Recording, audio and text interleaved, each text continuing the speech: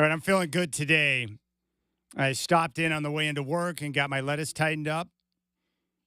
My stylist is in a new place, so it's a different spot of town, but it's a much easier access off I 5. So it was very convenient to stop in, get the chop chop, and then on to work we go. And we got a big show planned today.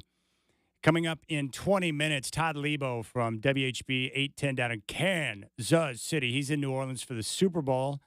So we'll talk Chiefs, Eagles with him in 20 minutes. Travis Demers, the voice of your Portland Trailblazers, is going to join us at 4:20. He will land here momentarily in Minneapolis as the Trailblazers kick off a 3-game road trip tomorrow.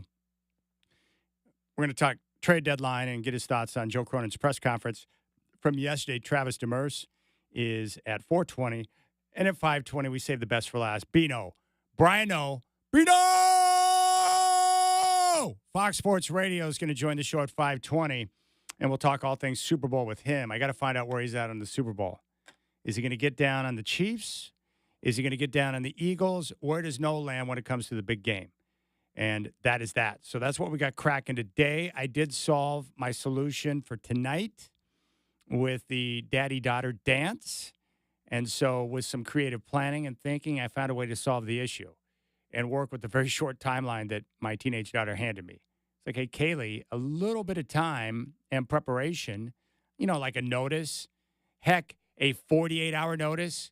I'm not even asking for a week's notice. Just give me the 48 hours so I have more time to prepare. So I'm all set for that. And then Sunday, I'm going to be down at Spirit Mountain Casino where I spend my Super Sundays for the big game party. It's in the event center. And I'm not going to lie, it's my favorite event of the year down at Spirit Mountain Casino. The staff does a terrific job. So the event center is going to be packed, and they've got screens in all directions, and people will hang out and watch the game.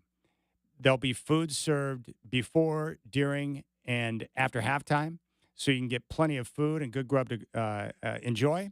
There'll be beverages, and then I'll be handing out and giving away some awesome sports memorabilia, signed jerseys, helmets, different stuff throughout the course of the game. So if you don't have a place to go or you're not sure what you're going to do on Sunday, then come down and hang out at Spirit Mountain Casino. Plus, they got the sports book right there. So you can go down, get in on all the action, and then head down to the event center for the game and chill and enjoy yourself. That's what's going to happen on Sunday. So I'll be down there. If you don't have a place to go, you want to join us, hit Spirit Mountain Casino, your place to bet on college sports, but also the Northwest premier entertainment destination.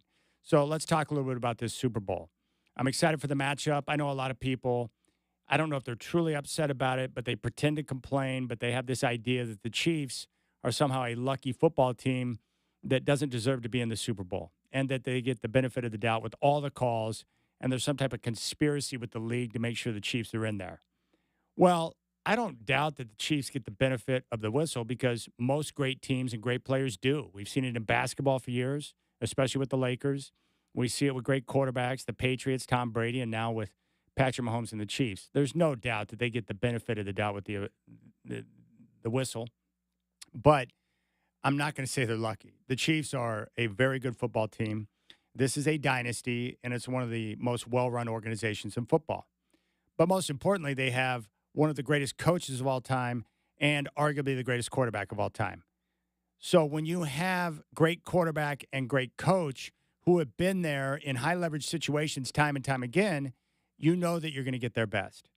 And the Chiefs, over the last several seasons, have just gotten better in different phases of the game. They scheme incredibly well, and Andy Reid puts his players in a position to have success. And that's what Belichick was really good at as well. Taking what you have on the roster and putting your players as individuals in the best spot on the field to have success. And then with Steve Spagnuolo, their defensive coordinator, he's the best blitzing defensive mind in football. So they know how to defend. They put pressure on you. And then because they're so well coached and they're fundamentally sound, they don't make big mistakes. They're not going to kill themselves with special teams. They're not going to make the big mistake when it comes to turnovers.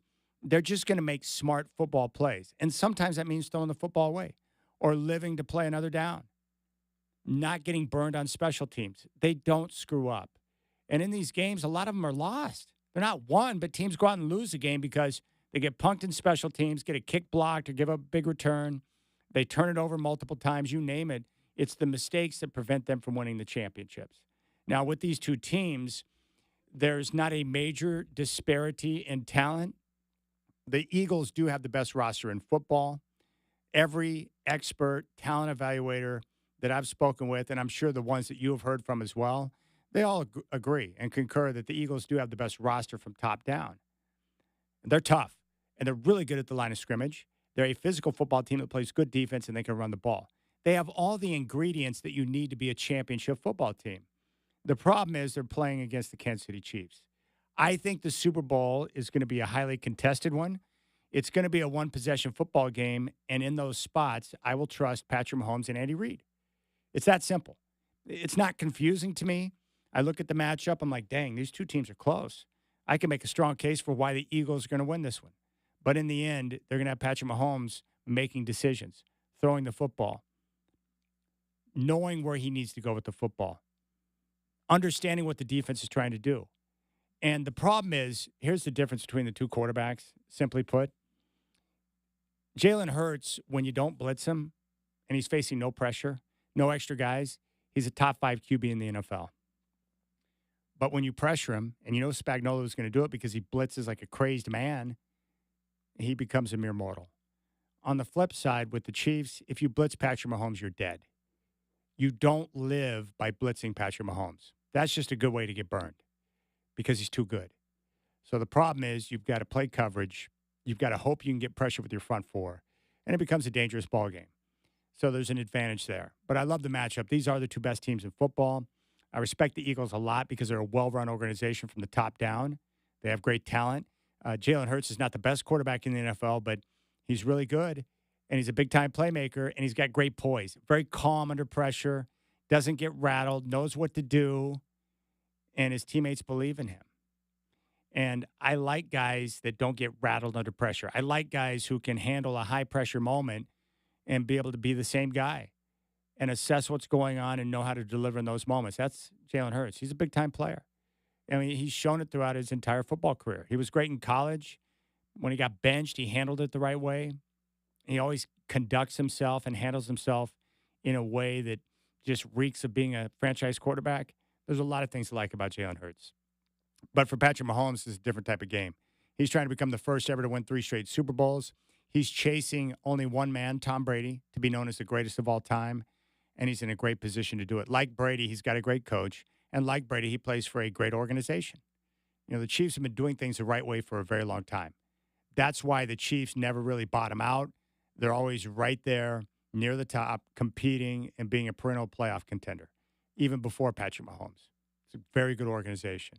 So this is going to be a great game. New Orleans knows how to put on the show. They do a great job of hosting the Super Bowl, and there's going to be a lot of stars on hand, including Taylor Swift and Donald Trump. So it's a big-time game. Looking forward to it. I like the Chiefs in a close one possession game, 3 to 7 points. Chiefs win it and will become the first ever to win 3 straight Super Bowls. And then going into next season, much to the chagrin of everyone out there listening right now, we'll be talking about whether or not Mahomes and Andy Reid can win 4 straight. And I saw where earlier this week Reid mentioned that, you know, he plans to come back and coach next year. Well, I think he's going to be here longer than that. I don't think Andy Reid's going to shut it down anytime soon. And the reason why is a lot of these lifers, they only know football coaching. Andy Reid loves to coach. He loves football, and he's got a great quarterback. Why on earth would you walk away from that unless you have serious health concerns? Why? What are you going to do? You're just going to go around and sit and chill and talk about the weather with your other old friends? Maybe hit a couple of rounds of golf or hit some pinochle?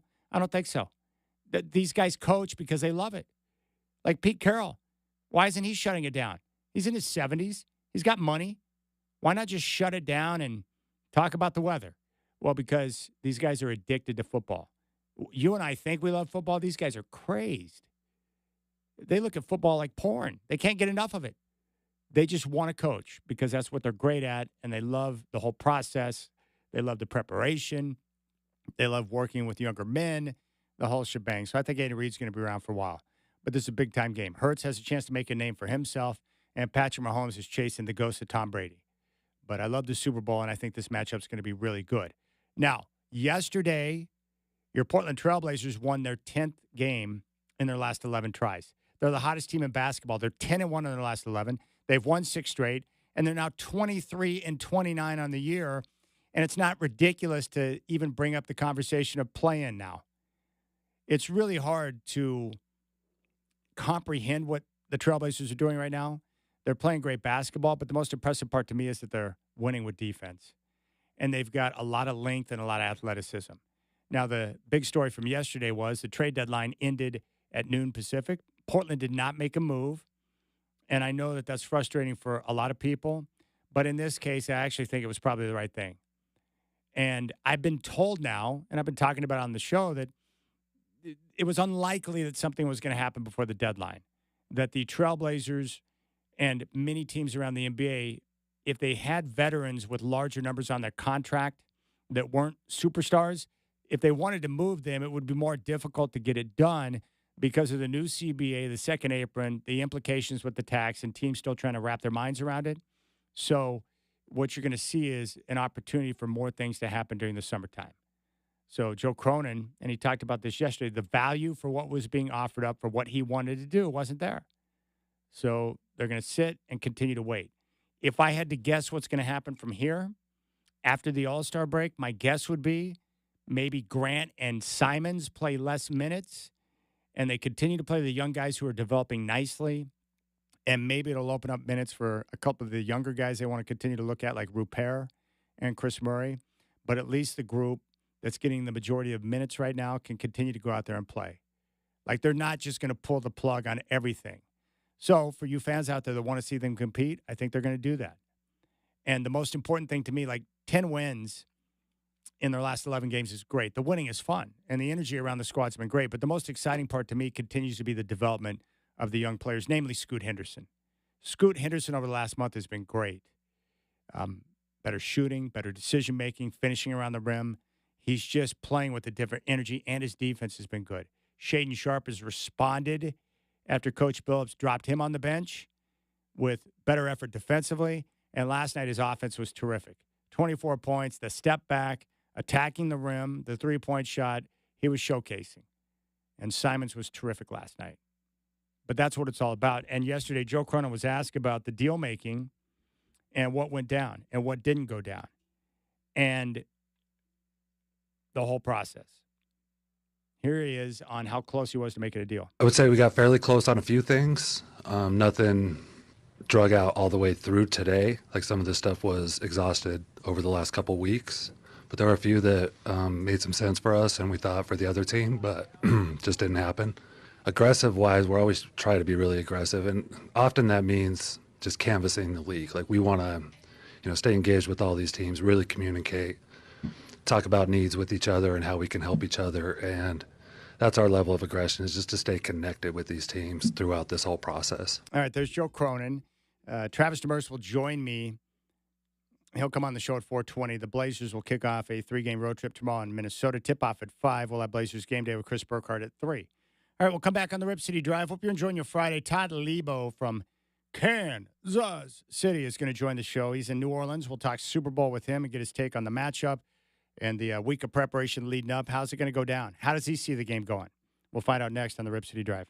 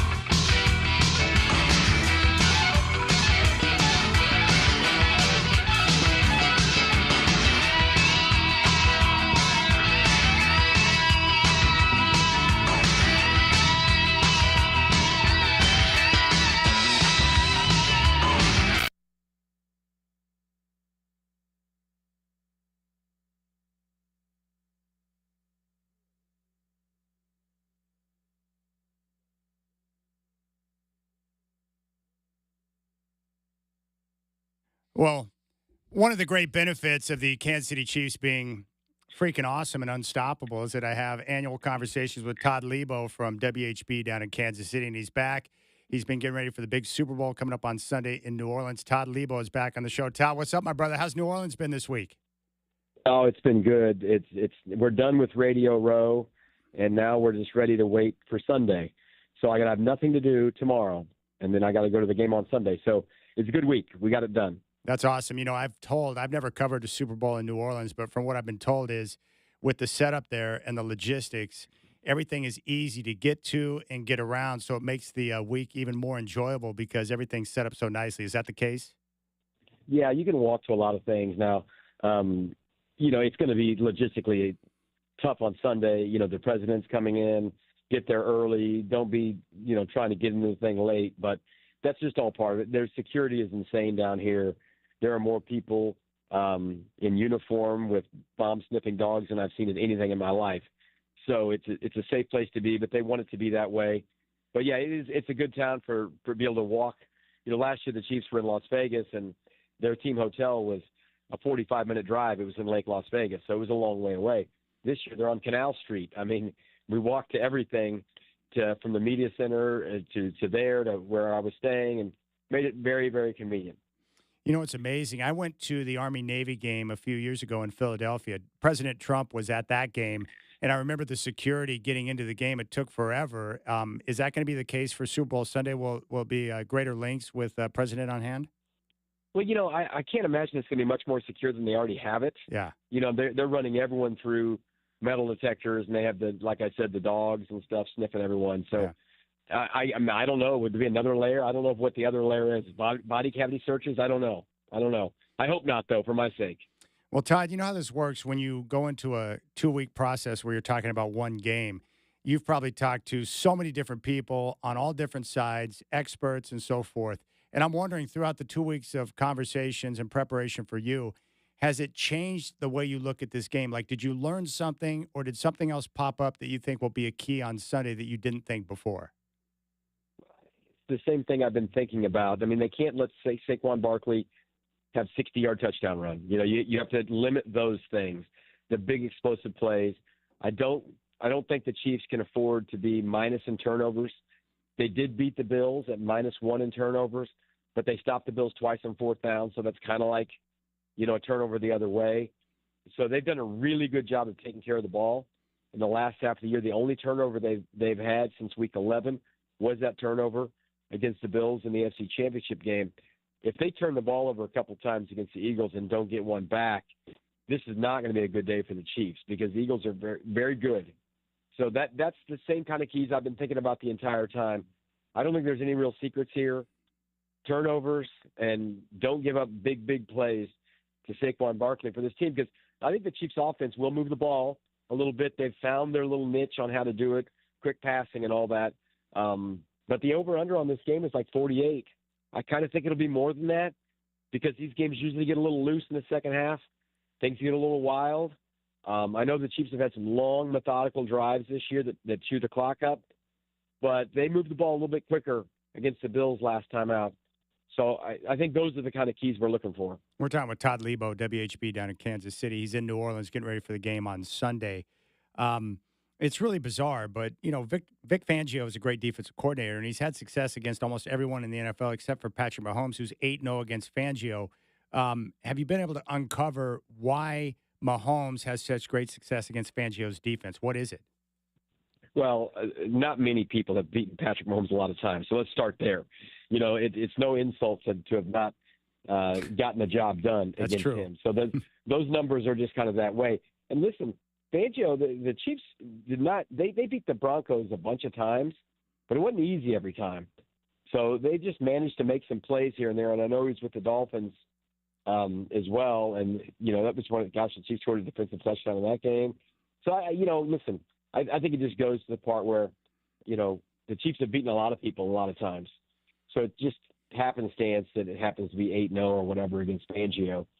But, listen, Andy Reid is a great play caller, and he's had 2 weeks to study. We've all seen those numbers on him on bye weeks and all that stuff. So he he gets stuff done. I mean, Andy Reid, he doesn't care to do really anything else in his life other than coach football. So you give him extra time to do it, he's going to do it well. There's no question. I'm wondering, the Eagles' defense is really good, but I can't help but wonder if Coach Reid has taken notice that the Eagles run a couple of young corners out there. Oh, for sure. I mean, they'll be ready to do what they can. And listen, they're good players, though, too. But I think, it's hard to guess exactly what the Chiefs are going to do. But they'll try to put pressure on young players. The Chiefs' young cornerbacks in the game last time against the Eagles 2 years ago, Trent McDuffie has been an All-Pro and Pro Bowl level player for the Chiefs. And they won that Super Bowl game. But he told us, 2 weeks ago in Kansas City when they had their availability after they knew what was happening, he flat out said, listen, I was bittersweet after that game. He got beat by a big touchdown by A.J. Brown. Yeah. Very happy they won the game, but he wasn't happy with the fact that they didn't play very well. And, I talked to Dave Merritt, their defensive backs coach this week, and Steve Spagnuolo, defensive coordinator. All of these defensive backs the Chiefs have, who were young in that game, had that same chip on their shoulder that they just didn't play very well, but they won the game last time out. Do you think this is more of a Travis Kelce type game, or do you think we'll see Xavier Worthy featured like we did in the AFC title game? Oh, you're going to get a lot of Worthy. I mean, he's a big part of this thing. But, Kelce finds a way in these Super Bowls, these big games, to get a lot of targets. They just really, Travis Kelce is a great story because he's the most famous tight end, blah, blah, blah. He's dating Taylor Swift, everything. He doesn't mind running a route that clears it out for someone else. He really doesn't mind. And that's kind of the thing that we've talked about a bunch this year, in this last 3 years or so, maybe 10 years really, with the Chiefs, is the culture, that they have a lot of unselfish players who really don't mind doing something for someone else. And that's a pretty powerful thing in the NFL. Kareem Hunt, his second stint with the Chiefs, is he enjoying it much more the second time around, being a part of the organization you just talked about, with the culture and everything? Oh, absolutely. I mean, he is so pleased to be back because, listen, he messed up. He did a dumb thing. He paid the price for it. He got suspended by the league. He was on the commissioner's list.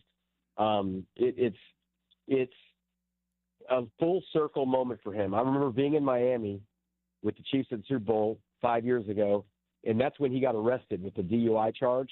And there was the audio tapes of his conversation with the police, like, man, I should be in Miami right now, And so he was struggling for sure with the fact that the Chiefs cut him because he lied to them about what had happened. And he is super happy to be back here. And I talked to him on opening night. I'm like, you want to fast forward to Sunday? And he was ready to fast forward to Sunday. He just wants to play in this game because he feels like he should have been in one or two of these. Listen, if he wouldn't have been a Chief for eight or 9 years. Running backs don't work that way. You'd have to go away and come back and do all that stuff. But I think if he would have been on the team in 2018, they probably would have lost the Patriots. So they might have gone to the Super Bowl the year before that instead of waiting until 2019 because they had to cut him in December. So he's been a fun story to see come back. It looks like he's really redeemed himself, and that's an important thing to do in not just football but life. What's the best thing you've eaten all week? Well, they did a great job at the media party. I'll tell you that. They had food stations from 20 restaurants maybe. So it was like fried chicken skins. It was alligator something. It was burger beignets. It was shrimp etouffee. It was shrimp and grits. It was jambalaya. It was gumbo. So I kind of went a little too fast at that party because you walk around getting the samples, and I'm like, I don't think I should have eaten this much this quickly. But the funny part is my boss, we come down here, we do have meetings or something with like our affiliate people, ESPN or Westwood One, and he likes to go to steakhouses. And I'm like, we're in New Orleans. What are we out eating steaks for?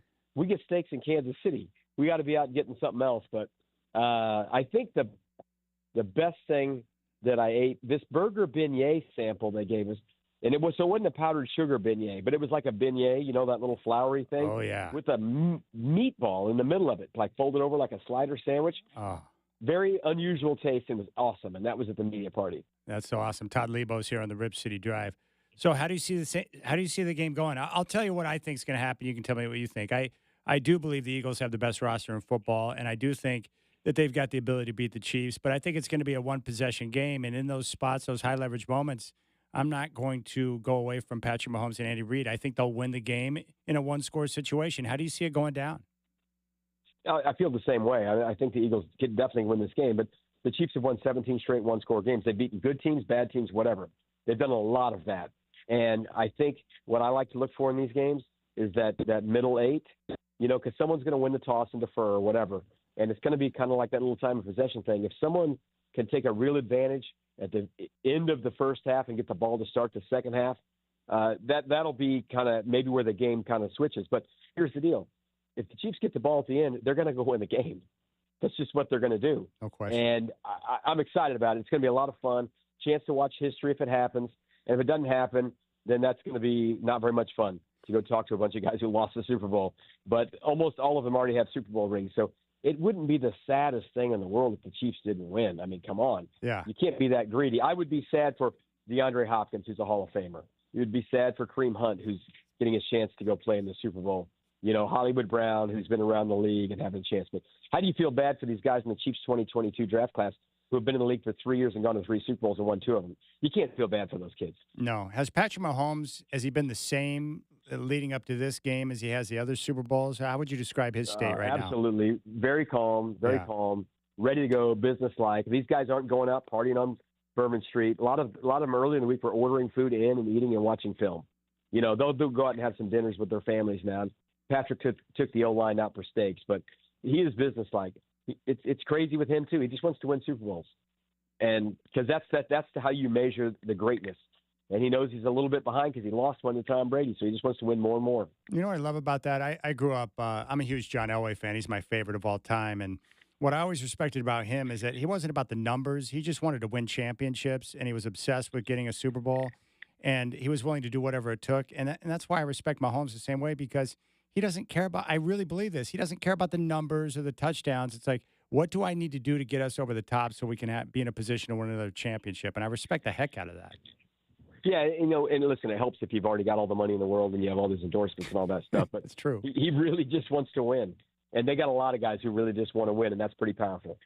All right, Todd Lebo, 810 WHB down in Kansas City. Todd, as always, man, I appreciate the time. Enjoy your off day tomorrow. You can recoup from a week of busting your tail and enjoy the game on Sunday.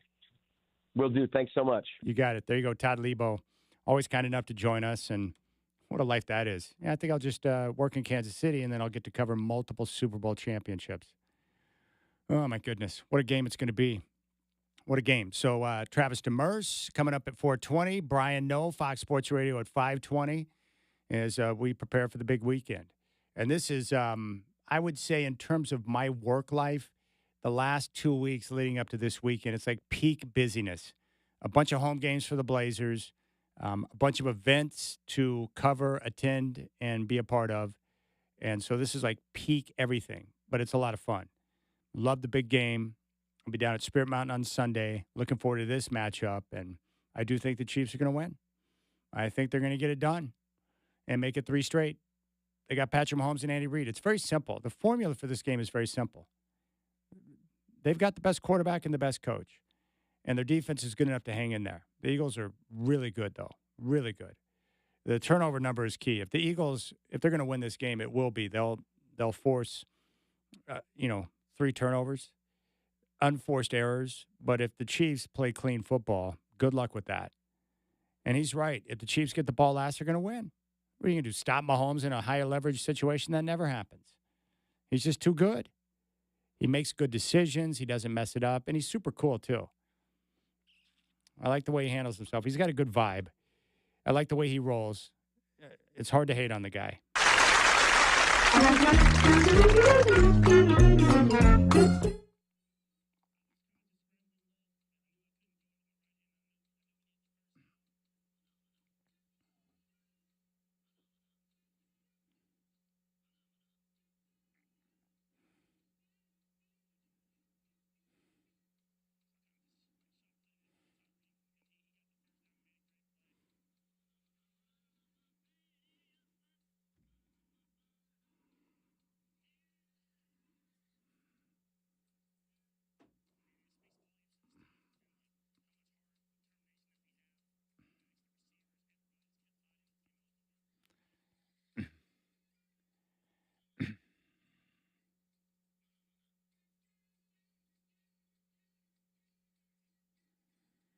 See that?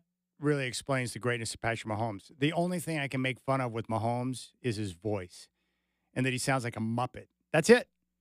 He sounds like a Muppet. It's really bizarre. I can't imagine being in the huddle with the guy. But outside of that, he's pure gold. You know you're great when all they can do is make fun of the fact that you're this or you're that or you sound funny or they have a big nose or whatever the case might be, right? He's just a cool dude, and he's everything you want in a quarterback. He reminds me so much of John Elway in terms of the fact he wants to win. And I love quarterbacks like that. Like, and you know how it is in sports, the NBA, pick whatever sport. Not every guy is about winning. They'll talk about wanting to be a winner and winning, but it's not their main motivation. Everyone's got different, desires for what they're trying to accomplish. For some, it's money. For some, it's the numbers. For some, it's the recognition. And then for some, like Patrick Mahomes, it's like, I just want to win. And I want to put myself in a position to win as many championships as possible because I want to be known as the greatest of all time. And I'm not criticizing the guys. Everyone's got their own motivations, right, for why they do what they do. I'm just telling you that when you have a quarterback that is committed to winning, number one, that's a very good thing because not every quarterback's like that. Elway played for a coach that didn't exactly run a Bill Walsh offense back in the day. And so Elway's numbers for the majority of his career were never at the level of his contemporaries. But he won a heck of a lot of football games, had a heck of a lot of comebacks, and ended his career with back-to-back championships and went to 5 Super Bowls. He wanted to win. And because of that, I became obsessed with winning. And all I cared about was him winning a championship. And I love that journey. But Patrick Mahomes is the same way. Wants to win, will do whatever it takes to win. Whatever the game plan calls for, he's willing to go out and execute it. You got to respect that. Big thanks to Todd Lebo from Kansas City. Travis Demers coming up at 4:20 to talk deadline. Michael Shacker's here. I'm here. And I just got a text from my daughter. Plans have once again changed for tonight. So this is the life of a teenage daughter, I think. Hey, Dad, we're going to do this. Hey, wait, Dad, it's changed. We're going to do this. Late change, Dad. We're going to do this. All right, so got that event going on tonight. Trailblazers in action tomorrow. All right, hope you're enjoying your Friday. Travis Demers at 4:20. You got the Rip City Drive.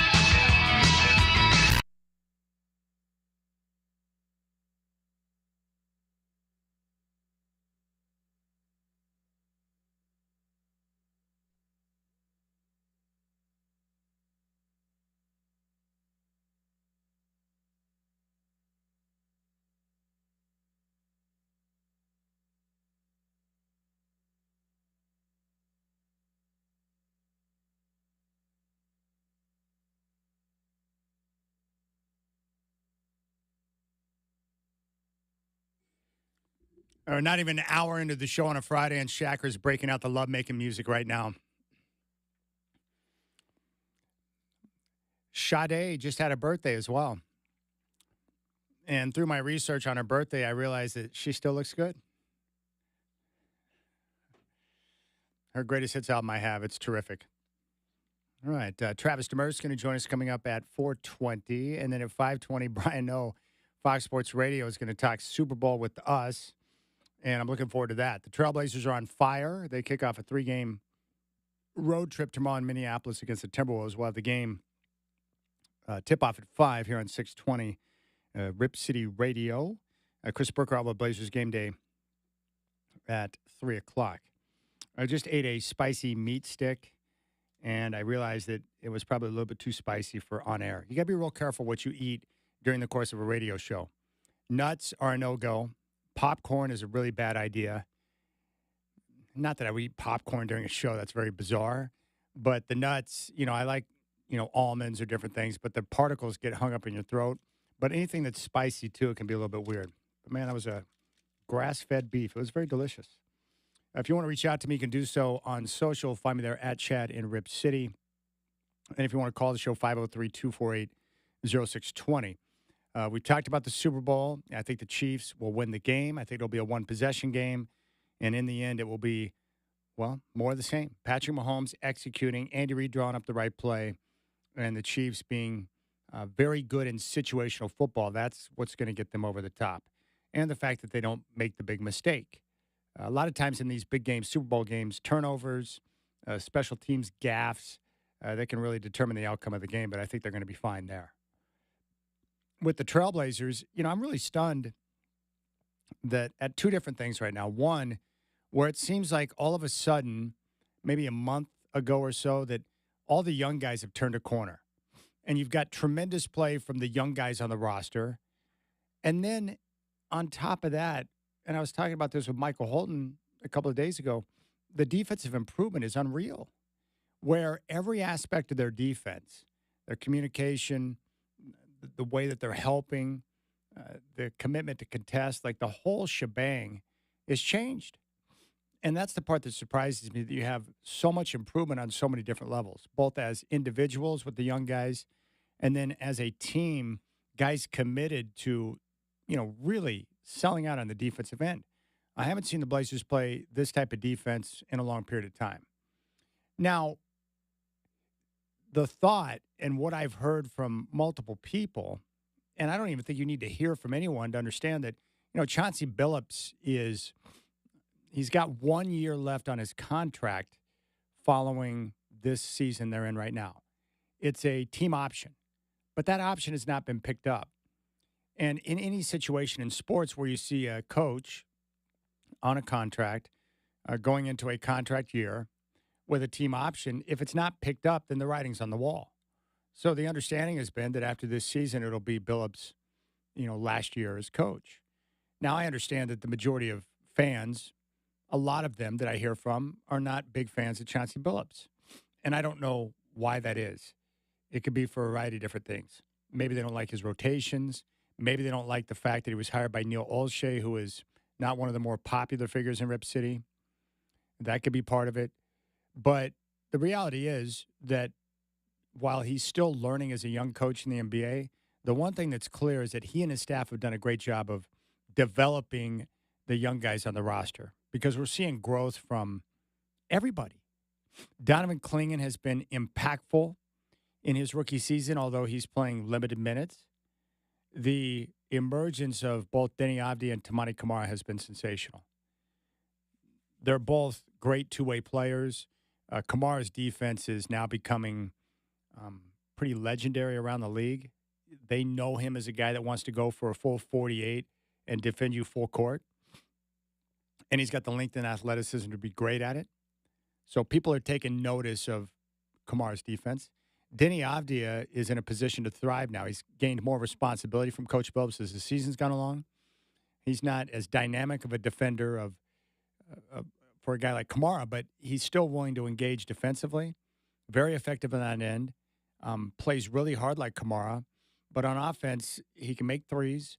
and he's become a tremendous playmaker setting up his teammates, but also his willingness to push the pace and get out of the break. And then what we've seen over the last month, especially in January, his ability to get the and ones, drive into the paint, get contact, get to the free throw line.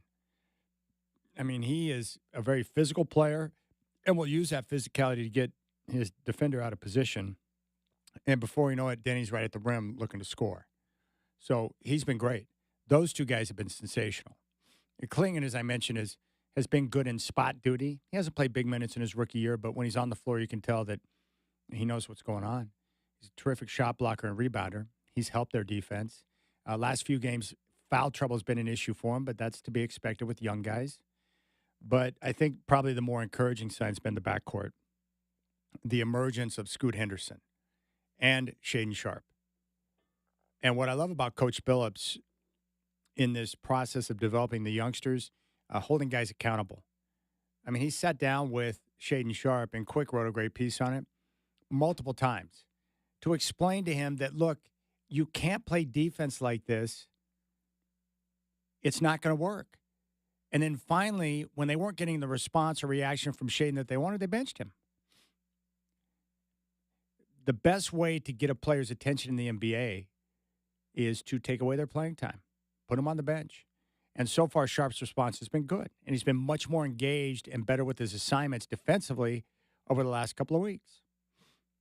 Now, with Scoot Henderson, everyone that knows him loves his work ethic and how engaged he is.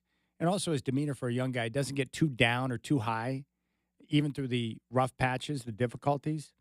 But look at what we've seen over the last month from him. A better shot making, especially from three.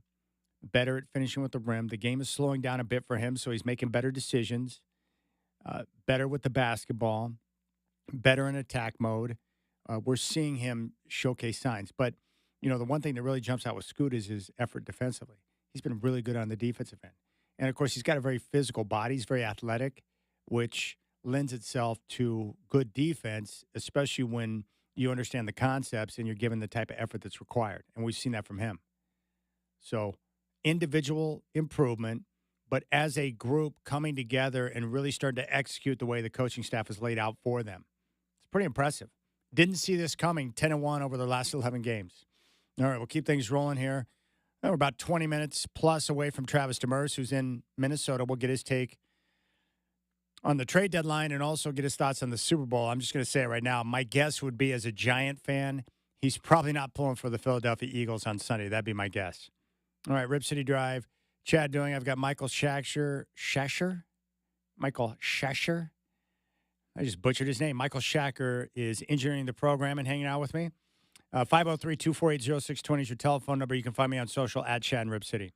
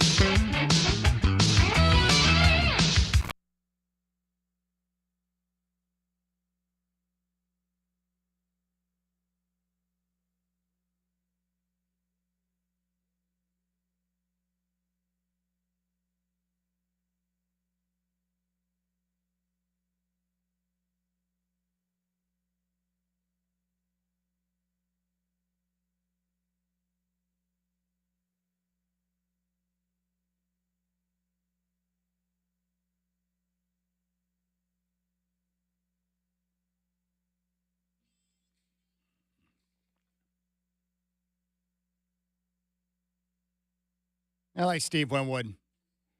He's one of my favorites. Now, Dave Decker from BlazersEdge.com gives me a hard time because he does not like Winwood, but I'm down. He had some big, big hits back in the 80s. Boy, I sound like an old man right now. All right, here's what I want to do right now. So Travis Demers is going to join us here in 20 minutes. I want to get his take on the NBA trade deadline and the Trailblazers. Of course, Joe Cronin met with the media yesterday, and we'll talk more Super Bowl, and I've covered a lot of that already. But Brian Noe, Fox Sports Radio, will join me coming up at 5:20, and we'll get his take. We'll go 20 minutes strong with Noe all Super Bowl. Todd Lebo from WHB in Kansas City joined the show at a few minutes ago, and he feels the same way I do, that one possession game, high leverage situations.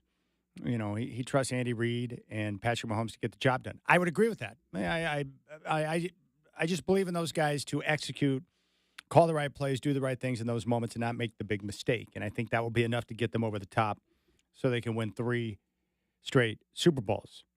So Brian Noe coming up at 5:20, all things Bull with B. Noe. So the Trailblazers, well, they won, and we talked about that. They've won 10 of their last 11. They're on fire, 6 straight wins. And it's the best stretch of basketball they've had as a team in 6 years. It's pretty impressive. But the trade deadline came and passed yesterday, and the Trailblazers were one of, 4 or 5 teams not to make a move. And I wouldn't say I was surprised about that. I had spoke with multiple people, and I've been talking with Sean Hyken, for the last year about the entire process. And I think maybe it was last year I asked someone, when do they need to move off of Grant and Simons to make way for the young guys they've drafted? And everyone said, well, they don't have to do anything by the deadline, but you would look at, next summer, this coming summer now. After this year's deadline, this summer is, when moves have to be made. And that would be my guess, is that, the conversations Cronin had at the deadline will set up potential moves this summer. And the reason why Grant and Simons would make the most sense is that, Simons' contract is coming up pretty soon. Grant's still going to have 3 more years left on his deal. But you really need to move those 2 guys out at some point so you can create room for your guard play, but also to create more opportunities for Avdia and Kamara to be on the floor together. That's really what it's all about. And you want to continue to develop, and you want to bring in guys who are going to match the timeline of the young core that you have now, the 5 guys of Scoot, Shaden, Klingon, Kamara, and Avdia. So that's kind of where they're at. So not a surprise that a move didn't go down. And for Joe Cronin, if you know that because of the market that you're not going to get the value in return for some of the guys you may look to move now, and you're under no pressure to make it happen now, then why not wait? Why not wait? And so my guess would be after the All-Star break, based on what we've seen the last couple of years, I don't think they're going to pull the plug quite like what we've seen in the last couple of years, because they've already surpassed last year's win total. My guess is you'll probably see a reduced role for Grant and Simons, and then continue to usher out the young guys and let them play. That'd be my guess. But they're going to allow the young guys to continue to ball and pursue the recent success that they've had. But to prepare for Trav, a couple of different things that Cronin talked about yesterday. And I think this is the most important question, because it goes back to the deals they made for Grant and also Avdia on draft night last year, is they were hot after Avdia at the deadline last year, but a deal never materialized. But they had laid the groundwork to revisit that conversation during the summer. And it resulted in Avdia, who's turned out to be quite a find. Great young player on a very, very team-friendly contract. But Jason Quick asked him about that process and if it's going to set up potential movement during the summertime. It's a good question, and it's definitely something I find really valuable about trade deadlines is the foundation you can lay. While you may not be able to get something done in February, what avenues does that, or what opportunities does that open up for a later period, call it the summer? And, we've seen that really with 2 main guys on our roster right now. Jeremy Grant, 2 years ago, a lot of work at the trade deadline, couldn't get anything done. 4 months later, that trade with Jeremy right before the draft, that went really smoothly because we had just done so much pre-work on that. And then Denny Avdia, same thing. So laying those foundations, Denny was a lot of talks in February, heavy talks at the draft. Finally, we got it going. We got the deal done. So yeah, I mean that provides value. You know what each team is looking for. You have a bit of a foundation about what the package would look like, and it's just sorting out all the details. All right. So my guess would be he was laying groundwork for things that can get done during the course of the summertime. He was also asked about, how far he thinks his team is away from competing and, making a push for the postseason, after multiple years of, rebuilding. Here's what he had to say. I hope not far. They've taken, like I said, some really good steps this year. I think, some of these young guys have proven to be capable of playing winning basketball. I'd say especially the second half of the season. So, as we continue to build and continue to add players here and get more and more capable, we're hoping that sustained winning, isn't too far away. Yeah, I think we all feel the same way about that. Now, the other question is, too, is, what's the balance on the roster between veteran players like Jeremy Grant, Anthony Simons, with the young players? What's the proper balance, and how do you work that out? Here's what Cronin had to say. I mean, I wouldn't call them concerns, but it's something we're always mindful of, is that balance, and it's not just the amount of guys or type of guys that are, you're trying to blend together, but it's also the roles and, who's doing what, who's getting the touches, who's getting the minutes, who's getting the starts. Like, it's all these different things we have to consider and then weigh the pros and cons with those. What's the value of these vets? What are they bringing that are, really helping this roster and these young guys, and vice versa? How are we hurting the vets? How are we potentially hurting the young guys in their development? So it's a constant balance that, I don't think we've perfected, but I think we've got, our vets, I think really highly of, Anthony Simons, Jeremy Grant, DeAndre Ayton, Robert Williams. These are really good players, really good guys, really good teammates. They're providing value. So that for me is most important. All right, there's Cronin. Another question was asked in regards to the recent wins, and I think a lot of people ask me this leading up to the deadline is, what do you do with the team that's having great success?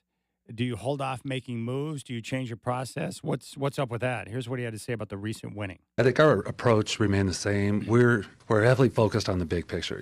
While we're happy about the way things are going, and of course my job is to weigh that and make sure that I'm putting the right dynamics around this team, and I had to consider not rocking the boat, but big picture is way more important for me. I want to build a sustained winner, and the way we've played recently didn't really weigh on these decisions. All right, good. That's a good answer. The recent winning is great, but you don't want that to dictate your decision-making about what's best for this franchise long-term. So for me, I'm really happy about where they're at, because over the last couple of months, I'm starting to see the definition of what they're trying to lay down and what they're trying to build with the growth of the young players. And we're seeing the results on the floor with them having better success.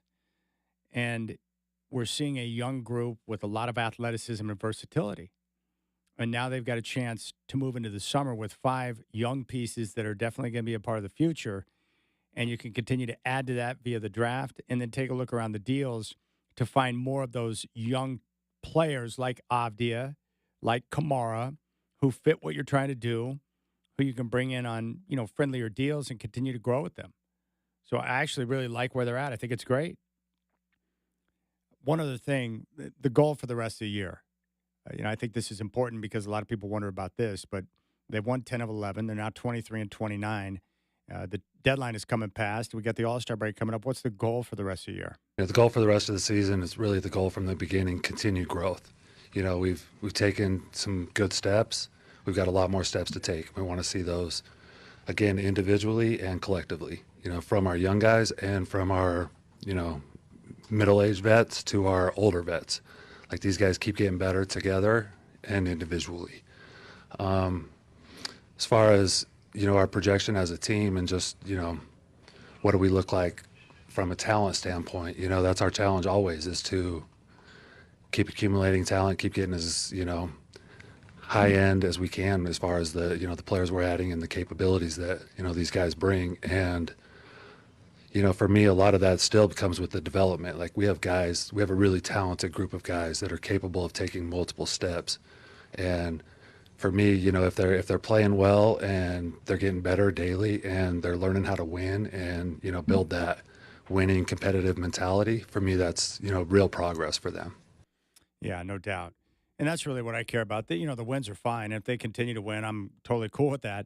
But the most important thing is just that we're seeing continued growth in terms of how they're supposed to play, what coaches want from them individually, how guys like Shaden Sharp respond to being benched, and are they making the necessary adjustments defensively to earn back more of that playing time? The other thing that might be kind of nice too down the stretch after the All Star break, I wouldn't mind if they could open up some opportunities for Shaden and Scoot to start together, to get them on the floor together, to get them in different situations, to see how they operate together, to see some chemistry develop there. I'd kind of like to see that. It might be kind of fun to see a lineup at times of Scoot, Shaden, Kamara, Avdia, and Klingon to get the young core out there together. And that group right there, those five guys, that's my reason for optimism right there. The development and growth of those guys. Now, moving into the offseason, I do think that there's a chance that maybe you don't look to move DeAndre Ayton. He'll be going into the final year on his deal, but I can make a case that bringing him back wouldn't be so bad. You have Robert Williams III, and assuming he's on the roster, he's obviously a very good player, but you don't want to play him big minutes. And you still got a young guy in Klingon. So, his minutes will probably still be limited to a degree. It might be nice to have at the start of the year Aiton on the roster so he can continue to be an innings eater for the Blazers, to eat up some of those minutes and take up some of that time. So I can make an argument to bring him back. Aiton, when he's engaged and locked in like we've seen over the last week, he's terrific. The knock on Aiton, if you talk to people around the league, is you don't get that consistent effort. On nights when he's great and he's giving effort, you don't get that 82 nights a year. You just don't. And the story on him, and I've asked multiple people around the league on this, I said, well, so what's the story on Aiton? Because when he looks great, he's great. But there's nights where he disappears. And the big question on him is that when he's the number one option or he's getting plenty of touches and he's engaged, he can be terrific. The problem is on the nights where he's not the first or second option and he's out there on the floor, is he doing the necessary things to continue to make a contribution? With his energy, with his productiveness, is he attacking? And that's just not him. He just doesn't have that type of motor. And it's not like he's the only guy in the league like that, but that's the knock on Aiton. It's particularly a knock when you're making $30+ million a year. All right, we'll keep things rolling. Travis Demers is going to join us next, and we'll get his take on the deadline. We'll get his take on Luka and on the Joe Cronin press conference and what he thinks about these Trailblazers who have won 10 of their last 11. Travis Demers is up next. Brian Noe at 520. I'm Chad Doing. You got the Rip City Drive.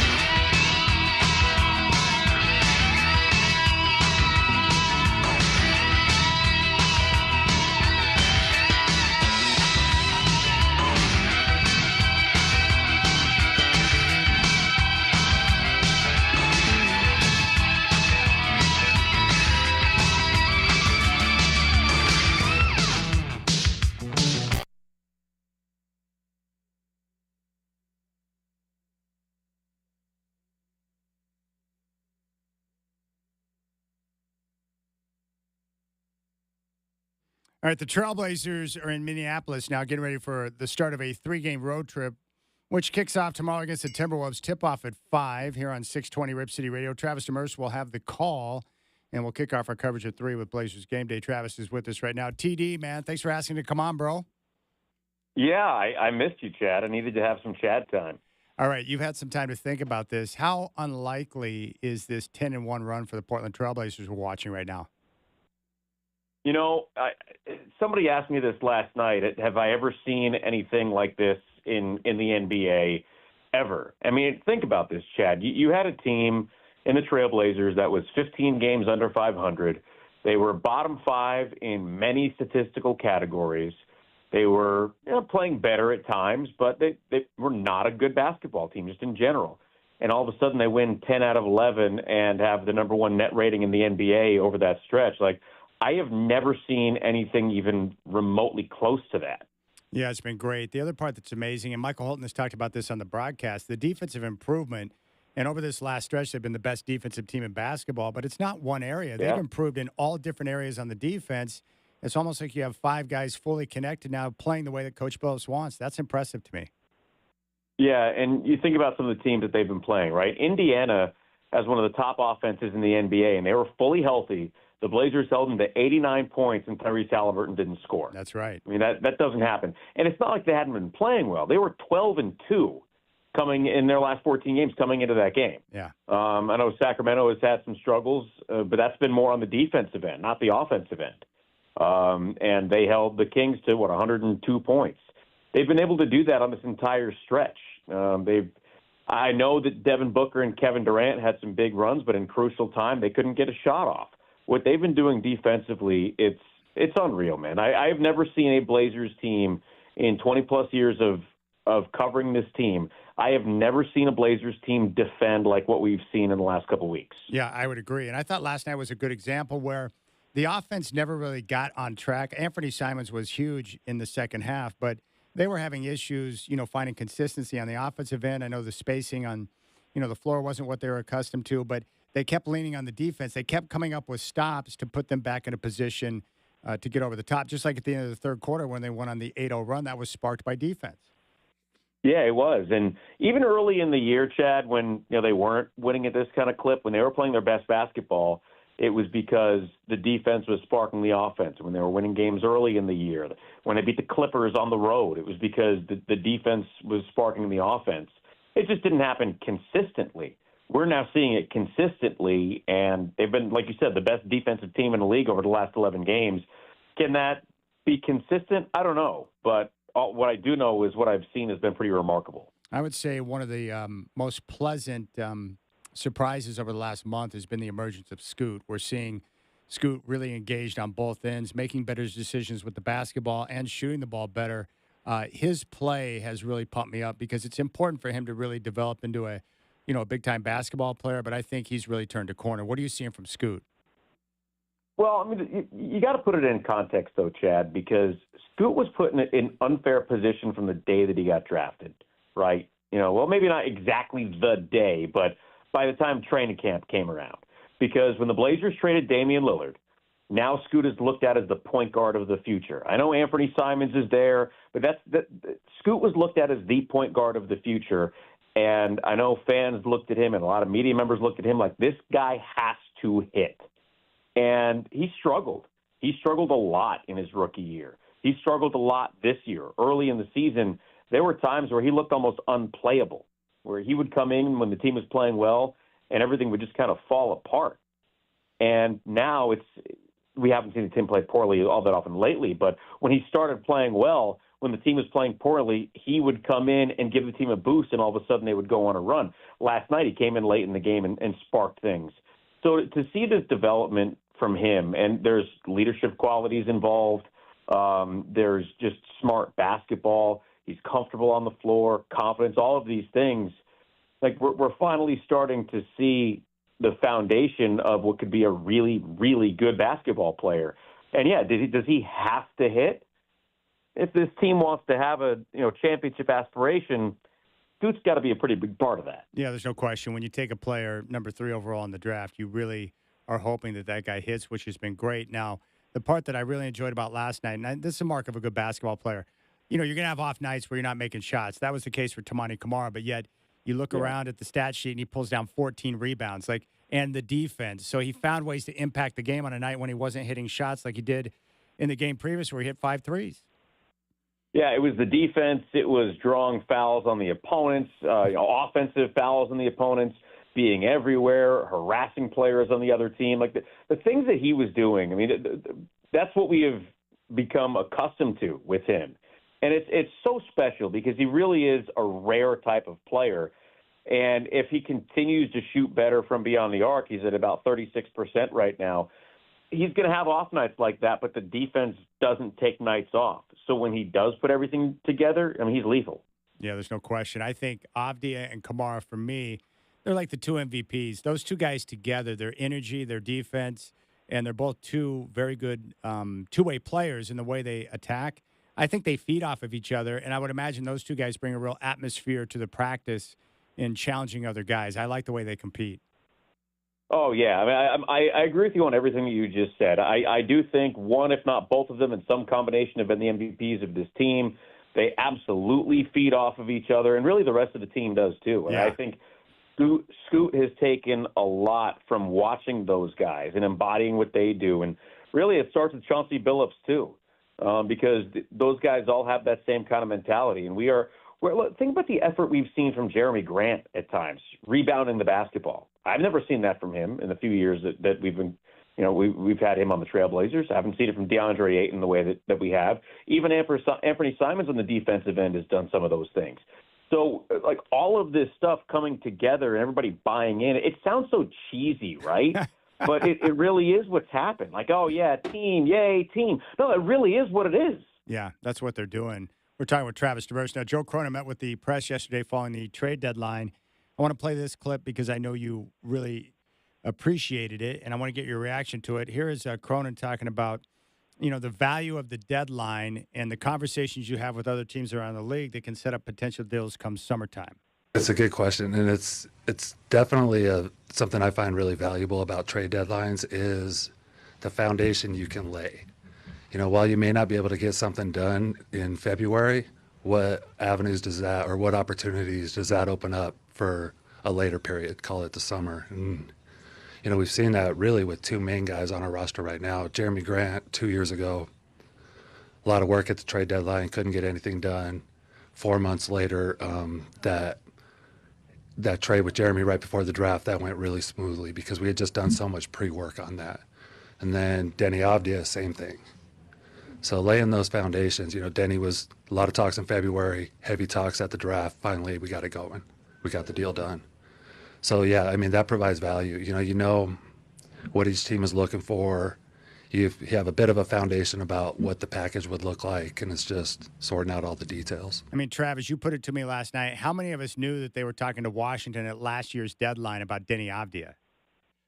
Zero. I didn't hear a single peep about it until it happened. And that's what was interesting because the year before that Jeremy Grant situation, it was the least kept secret, I think, ever in the history of Portland sports. Like, we knew Jeremy Grant was going to be acquired by the Trailblazers one way or another. We knew for months. It was just a matter of how and when. And then the following year, a similar situation, and nobody heard anything. So it really makes me wonder what's been cooking the last few weeks and what, they decided to say, okay, well, we don't feel like doing this right now, but we can do this in June when things open up with draft picks and it's a lot more team-friendly to make moves like that. Also, completely unrelated and to derail, I can't hear anybody say that's a good question without thinking of Mike Parker. Travis, didn't you say you talked to Mike Parker the other day? I did, yeah. He had me on his show. I love that. Which is still weird to me. Like, no, Mike, you're not supposed to be the one interviewing me. Like, it's supposed to be the other way around. I know. Travis, it's a good question. It's an important question. And I believe we're moving towards an answer, closure to that question and that issue. Very good. That is professional filibustering right there. That it is. It's professional filibustering. Mike Parker is, it's great because what he'll do with me sometimes is he'll be on the way into like the Joe Beaver show and he'll he'll need information on like the Trailblazers or something. So he'll hit me up just to pepper me with a couple of questions. And I don't care what he asks me. I just think it's cool that Mike Parker calls me because he even cares what I have to say about anything. Exactly. And it's like the way that I'm sure he talks to you the same way, but the way that he talks to me is like I'm doing him a big favor by giving him some of my time. Like, are you kidding me? Like, no, you're Mike Parker. You're calling me. You're doing me the favor by acknowledging that I exist. I agree with that assessment completely. The other thing that's crazy, how about Hubie Brown getting ready to call his final game at 91? Can you imagine calling games at 91, Trav? Seriously. No, and he's still really good at it. I know. Like he's still amazing. And when he was coaching the Grizzlies, what was that, almost 20 years ago? Yeah. Early 2000s. He's a voice that we have heard his voice in one form or another our entire lives, Yeah. Chad. I mean, he was a coach in the NBA with the Kentucky Colonels. He was the Knicks coach for a while, the Bernard King Knicks teams. All over, as a broadcaster. Then he coached the Grizzlies. His son was a broadcaster before he passed. I got to know him pretty well. But Hubie Brown's voice has been just a basketball staple for my entire life. And really, the way that he went about his analyst job is that it felt like he was a teacher. And not in a belittling way, like, well, you viewers and listeners, you don't understand things, so let me teach you like you're 5. It was the way that he would do it was in a way that anybody could understand. Yeah. And it was so smooth. He was so good at it. And his broadcast with the final one is that Sunday, Philly and Milwaukee, I think. Yeah, it's perfect. Yeah, I think we'll be on a plane to Denver, so I don't think I'll be able to watch it. But Hubie was fantastic, and when he was coaching in Memphis, when we were younger and we would go, do the post game scrums and things like that. Just being around him 20 years ago, I mean, to me at 22, 23 years old, I felt like he was 91 then, even though he was 71. But it was cool to just be in his presence. Yeah. All right, Super Bowl is coming up on Sunday. Trump is going to be there at the Super Bowl. I think it's the first president to attend a Super Bowl game, but it reminded me of you and I in Philadelphia waiting to get inside the Army-Navy game outside in the frigid cold. Trump was there, and they had the beefed-up security, and we were waiting outside freezing for like 2 hours. Yeah, I think he is the first sitting president to attend the actual game. Like, there have been sitting presidents who have been for the pregame festivities and on the field, but didn't actually stay for the game. And, I don't want to get into anything political. So to your point about the security, yes, just think about the heightened security already that there is at the Super Bowl. Yes. And then you add in a controversial president, and it's just going to be that much more intense for people trying to get in. Just think about those lines of people waiting to get into the Superdome, the metal detectors, and all the stuff that you have to pass through just to get into the building. Like, if you have tickets, you might want to get there. If you're not there already, you're probably going to be waiting a long time. Did you ever think in our lifetime that we would see a team win 3 consecutive Super Bowls? No, because we haven't seen a team win 2 consecutive Super Bowls in 2 decades. I mean, the Seahawks should have if they just ran the damn ball. But outside of that, we haven't seen a team win 2 in a row since the Patriots did, 2004, 2005. And it had happened a bunch in the first, 35, 40 years of the Super Bowl. The Steelers did it a couple of times. The Niners did it. The Packers did it. Cowboys did it. There were a few teams, and then it just didn't happen for a couple of decades. And in the way that the NFL is now with salary caps and how you really have to pay to keep guys, and it makes it so much difficult to keep a whole team together, it's remarkable that the Chiefs have been to 5 Super Bowls in this span and will potentially or have a great opportunity to win their 3rd straight. It really is unbelievable. I know you were pulling for the Bills in the AFC title game, so I said earlier on the show that I haven't asked him yet, but my guess would be as a Giants fan, he'll probably be begrudgingly pulling for Kansas City. So is that where you're at? You'll pull for the Chiefs because they're playing the Eagles? Well, see, I'm not, chiefed out like some people are. Yeah. because, I mean, you talk about football every day. I don't, because I'm not doing a daily show with you anymore, which I do miss. But because of that, my exposure isn't as much as yours. I don't have to talk about Patrick Mahomes every day. So I'm not totally chiefed out. I would like to see somebody else win, but I'm also, not going to root for Philadelphia. So I'm not necessarily rooting for the Chiefs. I'm just rooting for not the Eagles. Yeah, I understand that. That makes sense. I'm not chiefed out. For me, Trav, I've always hated the Raiders because of the division rival with the Broncos and the fact that Shanahan had the falling out with Al Davis and that whole mess. But with the Chiefs, it's like I just respect them because for years, ever since I was a kid, they've been a well-run organization. And now that they've got Reed and Mahomes, they've just taken it to the next level. It's like certain teams, even though you don't like them, you just respect them for how they operate. I'm just impressed with how the Chiefs roll right now. They're awesome.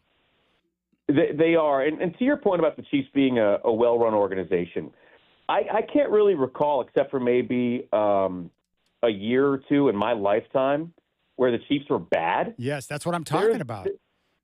Right. But what's interesting is not that long ago, right? But before this era of, Kansas City Chiefs, dominance, they went, 20 years, 21, 22 years without winning a single playoff game. Yeah.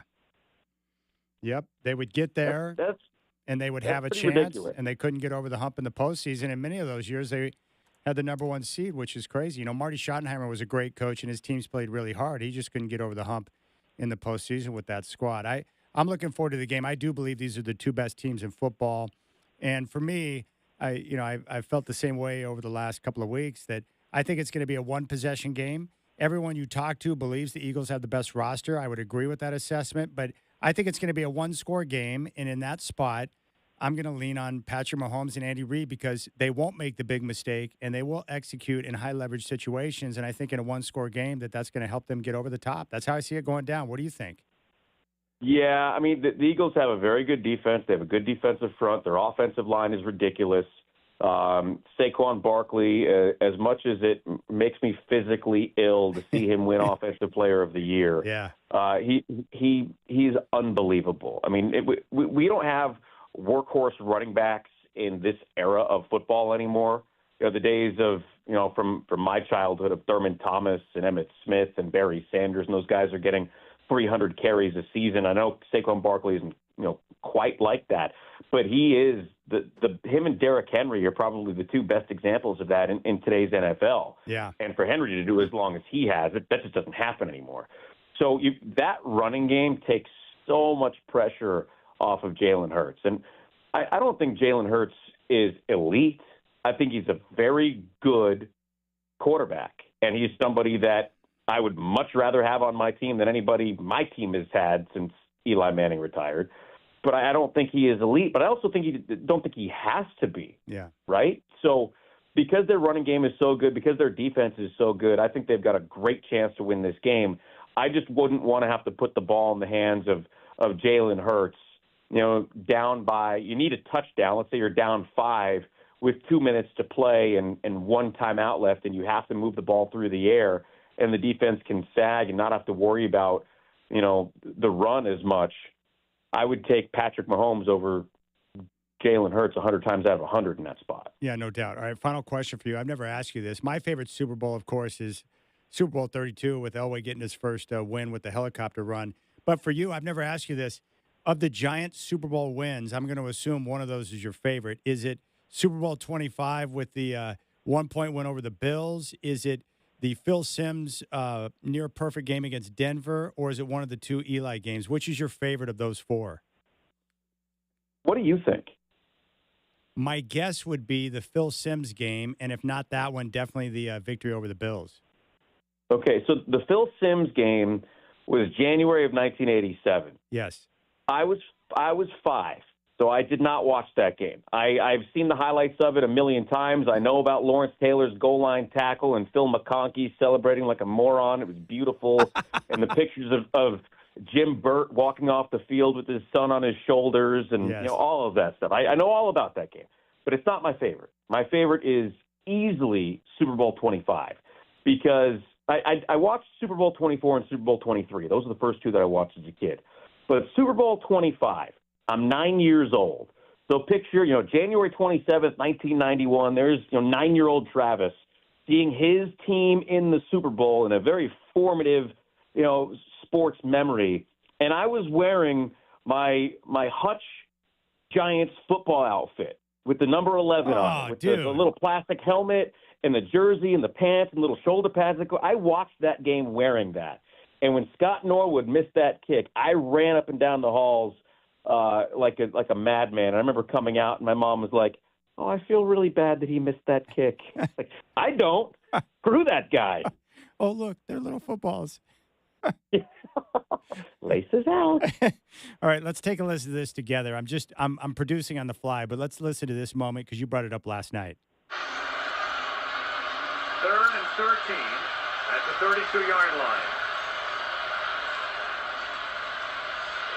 Hostetler throwing, caught by Ingram. He has to get to the 19 for a first down, and he does. Oh.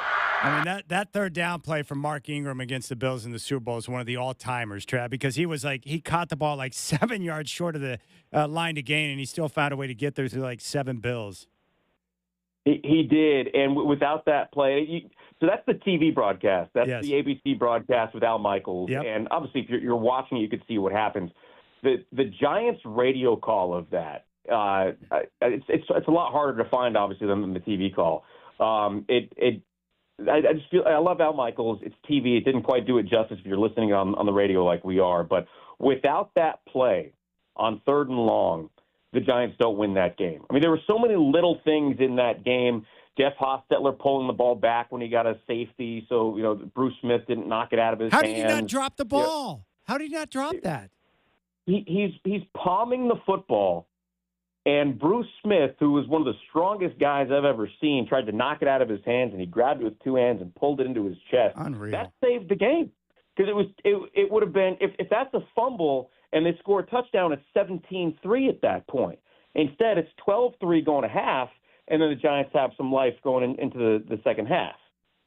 Gosh, what a game! I would say for me, non-Broncos Super Bowls 25 is my favorite. I thought that game stands up against the rest of them, man. It was awesome. And then of course the anthem with Whitney and everything else. What a fabulous game that was. Amazing.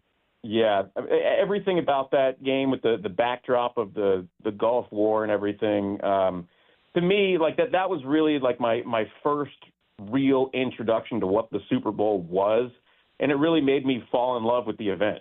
Yeah, what an introduction. All right, Travis Demers, he's on the road in Minneapolis, getting ready for the Timberwolves and Trailblazers tomorrow. Tip-off here on 620 Rip City Radio at 5 o'clock. Trav, my man, thanks for jumping on, buddy. Have a good night, and I'll talk to you tomorrow. Appreciate it, Chad. Good to talk to you, brother. All right, bud. There you go. There's Travis Demers. Enjoyed that. Brian Noe, Fox Sports Radio, coming up at 5:20. You got the Rip City Drive.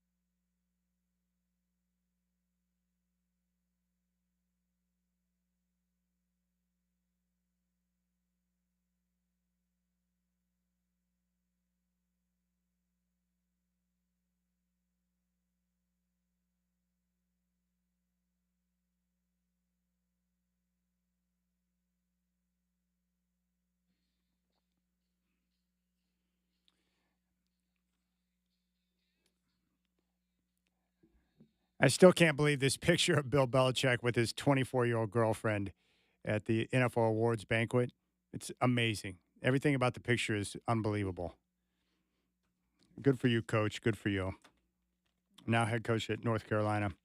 Big thanks to Travis Demers for jumping on board. Just landed not too long ago. Came on the show. Talked trade deadline. Talked a little Super Bowl. Little Joe Cronin. Blazers going to kick off a 3-gamer.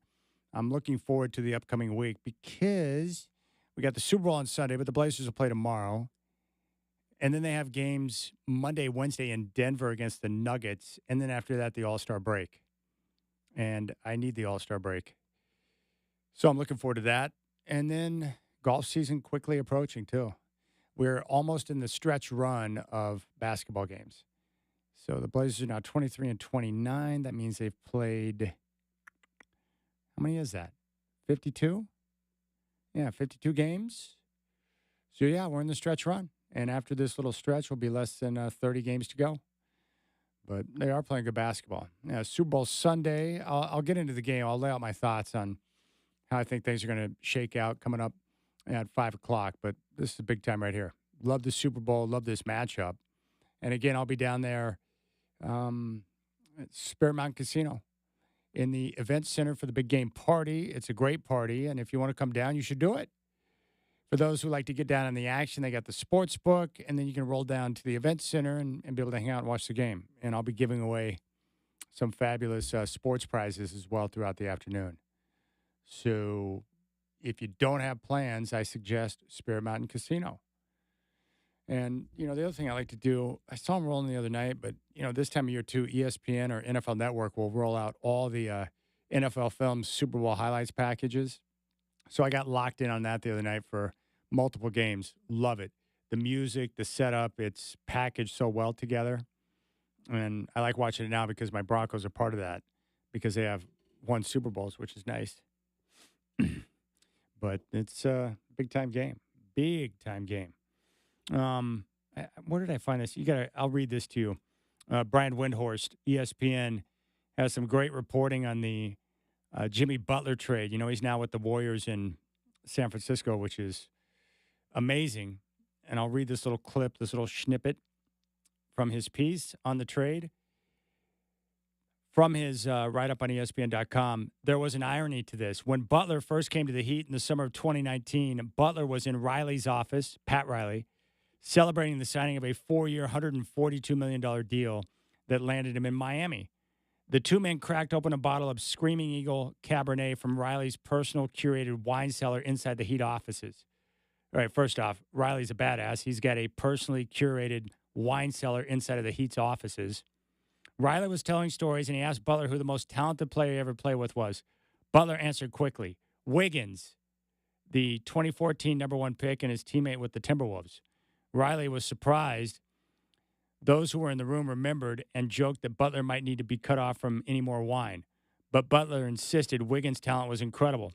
5 years later, they were traded for one another. That's a pretty good detail there from Brian Windhorst.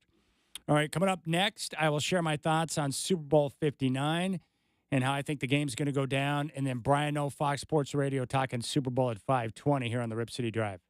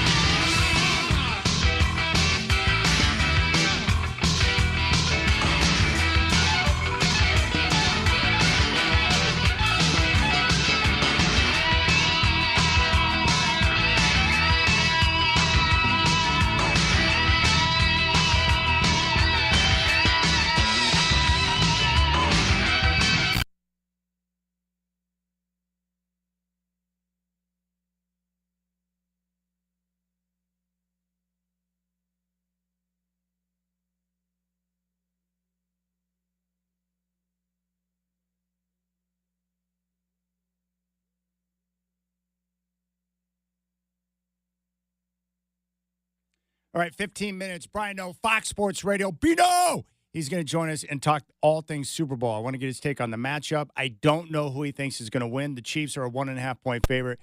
I want to know who he's going to get down on. So Brian Noe coming up in 15 minutes. All things Super Bowl with Bino. Now, if you're listening to me right now and you don't have plans for the big game on Sunday, I'll be down at Spirit Mountain Casino in the sports book. You can get down on the action. The party's going to be in the event center, and it's a great place to watch the game. They got screens everywhere. There's going to be food served throughout the afternoon, and I'll be giving away some great sports memorabilia. Autographed jerseys, helmets, you name it. It's all going to be there, and it's a great place to hang out, chill, enjoy some beverages, and watch the game.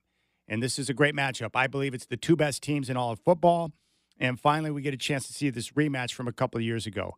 Most importantly, and I love the storyline here, you've got the Chiefs who are trying to become the first team in history to win 3 straight Super Bowls. That is a big deal.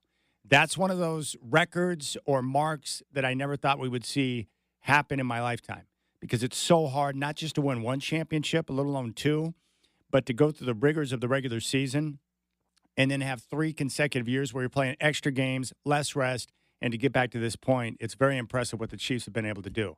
Similar to what the Bills did in the early 90s when they went to 4 consecutive Super Bowls. They did not win one, which is unfortunate, but the fact that they went to 4 straight is one of the most impressive feats I've seen in the NFL. So I love this matchup. Now, in regards to the game, and we'll get Noah's thoughts, but here are my thoughts. It's very simple. The Eagles do have the best roster in football from top down. They're dominant at the line of scrimmage. They're very good defensively, and they run the football with dominance. They are everything you want in a championship team. Line of scrimmage play, check. Defense, check. Big-time player in the offense in Saquon Barkley, check. They run the football. All the elements you need to be able to win a championship, they have. But here's where I lean Chiefs on this game. This is going to be a tight football game that is going to come down to one possession. And in those spots, as we have seen over the last 7 years, no one is better than the Kansas City Chiefs. 1, because they have Patrick Mahomes, who is the best quarterback on the planet, and it's not even close. 2, because they have Andy Reid, who might be the best coach of all time, scheming and drawing up plays. Andy had extra time, 2 weeks to prepare for this game. He's unstoppable with 2 weeks of preparation. And they also have Steve Spagnuolo. I don't think he's the best defensive coordinator in football. I don't think he's the best of all time, but he is the best blitzing defensive coordinator in the NFL. He will find ways to get pressure on Hurts. Hurts, when he's pressured, not nearly the same quarterback when you don't send extra guys. He's top 5 when you're not blitzing him. When you are, he becomes a mere mortal. They'll get enough pressure on him to disrupt what he has to do. Now, the one thing to keep an eye on with Jalen Hurts, I like him. His poise is incredible. He's a very good leader on that football team, and he's good for 1, 2, maybe 3 plays a game where you're like, wow, the wow factor. But at some point in this game on Sunday, the Eagles are going to have to line up and move the chains through the air with the arm of Jalen Hurts. They're not going to be able to run it every down. They're going to have to pick up some third downs, probably some third down and longs. And the question is, can he do enough of that to help them win the game? My guess would be no. And then in a one-possession game where execution and decision-making is critical, the Chiefs have the edge. They're on the verge of doing something special. I think they get it done because they've got the best. Patrick Mahomes and Andy Reid. I don't overthink these type of situations anymore. Who's got the best coach and the best quarterback? Now, normally when it comes to championship football, you would say, who's the best at the line of scrimmage and who's got the best defense? But the Chiefs are good enough at the line of scrimmage, and their defense is very good. And when you combine that with Reid and Patrick Mahomes, I think they win a close one. Chiefs by somewhere between 3 and 7 points. In other words, I think they'll cover the spread. They'll win it, and it'll be 3 consecutive Super Bowls. And, of course, Patrick Mahomes to start his career 7 consecutive AFC title games. It's pretty impressive what they've been able to accomplish. It's very impressive. Now, for the Eagles, if they don't turn it over and Jalen Hurts is able to make big plays later in the game on third down in the fourth quarter, I think they can be in a position to win. But it should set up to be a classic. I think it's going to be a terrific football game. But give me the Chiefs, and all I do is tip the cap to Patrick Mahomes. I don't like that he plays for the Chiefs. I hate that he's in the same division. I don't like the fact the Broncos have to play him twice a year. I don't like the fact that he owns the Broncos. None of it. But he's so good and so awesome that all I can do is tip the cap and say, good for you, partner. He's the best of all time, and he's chasing Tom Brady. And at this rate, he's going to catch him. He might end up with 8 Super Bowls, for crying out loud. It's going to be fun to watch and see what the Chiefs do over the course of time when they have to go into this next iteration of, playmakers. when Travis Kelce steps down, when there's no longer Chris Jones on the defensive line, what other guys can they draft and develop to put around Patrick Mahomes because he's going to be around for a long time. But it's a big-time game. I also think the president's going to be there. I don't think that's ever happened before. The president will be there. Taylor Swift is going to be there. The Eagles and Chiefs, Patrick Mahomes, all the fans complaining about the officiating and Roger Goodell and how the Chiefs get preferential treatment, the whole deal. And it's all going to go down in New Orleans. Looking forward to it. Come down and join me at Spirit Mountain Casino for the big game party. Now, yesterday, and we'll get back to the bowl here in a few minutes with Brian Noe. Joe Cronin, Trailblazers general manager, had a chance to speak with the media. The trade deadline came and passed yesterday, noon Pacific time. And the Trailblazers were one of the few teams who did not make a move. And I know some Trailblazer fans are frustrated, but if you've been listening to me and our conversations with Sean Highkin over the last several weeks, we prepared you for the fact that this would probably be the case.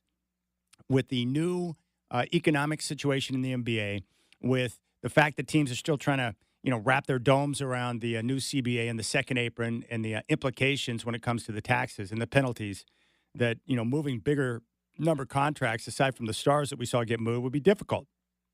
The Blazers clearly have veterans that they need to move. I've heard now for weeks that the number one most likely candidate to be moved at the deadline would have been Jeremy Grant.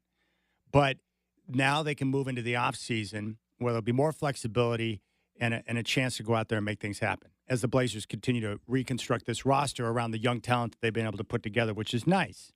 And Cronin was asked yesterday how close they were on any potential deals. Here's what he had to say. I would say we got fairly close on a few things. Nothing drug out all the way through today. Like some of this stuff was exhausted over the last couple weeks. But there were a few that made some sense for us and we thought for the other team, but just didn't happen. Aggressive-wise, we're always trying to be really aggressive, and often that means just canvassing the league. Like we want to, stay engaged with all these teams, really communicate, talk about needs with each other and how we can help each other, and that's our level of aggression, is just to stay connected with these teams throughout this whole process. All right, the best question that was asked came from Jason Quick of The Athletic, and this goes back to the move we saw on draft night with Denny Avdia. The one thing we did not know at last year's deadline is that the Blazers were in heavy talks with Washington to acquire Denny Avdia, who they got on draft night and who has come in and done a heck of a job. The Trailblazers are looking for draft picks if they can get them, but also young players on good contracts who fit what they're trying to accomplish, versatile type players like Denny Avdia, like Tamani Kamara, guys who they can bring in that fit the timeline that they can continue to grow with. That's what they're looking for. Now, the good thing is that even though nothing got done here at the deadline, that those conversations can set up moves to come during the summertime. And Jason Quick asked him about the value of those conversations. Here is Cronin's response. It's a good question, and it's definitely something I find really valuable about trade deadlines is the foundation you can lay. While you may not be able to get something done in February, what avenues does that, or what opportunities does that open up for a later period, call it the summer? And we've seen that really with two main guys on our roster right now. Jeremy Grant, 2 years ago, a lot of work at the trade deadline, couldn't get anything done. 4 months later, that trade with Jeremy right before the draft, that went really smoothly because we had just done so much pre-work on that. And then Denny Avdia, same thing. So laying those foundations, Denny was a lot of talks in February, heavy talks at the draft. Finally, we got it going. We got the deal done. So, yeah, that provides value. You know what each team is looking for. You have a bit of a foundation about what the package would look like, and it's just sorting out all the details. All right. This is important. So there were conversations that were had. We may not know the names of the players, but my guess is with their diligence, it's going to set up maneuvers that will come this summertime. My guess would be the top two players they would look to move, just based on the roster construction and the young players they have, would be Jeremy Grant and probably Anthony Simons. I could make a pretty strong case for why they should just keep DeAndre Ayton at the beginning of next year. Cronin was also asked if any of the current vets on the roster asked to be traded. Some of them have expressed questions about where this team is headed. It never got to a point where it's like, hey, get me out of here. It's more, what is my role? What does my outlook look like on a young rebuilding team?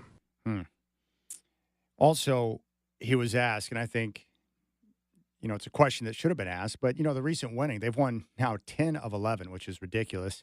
They're 10-1 in their last 11. That's the best streak in 6 years. They've won 6 straight.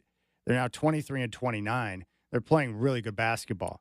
Did the recent stretch of wins impact any decision making before the deadline? I think our approach remained the same. We're heavily focused on the big picture.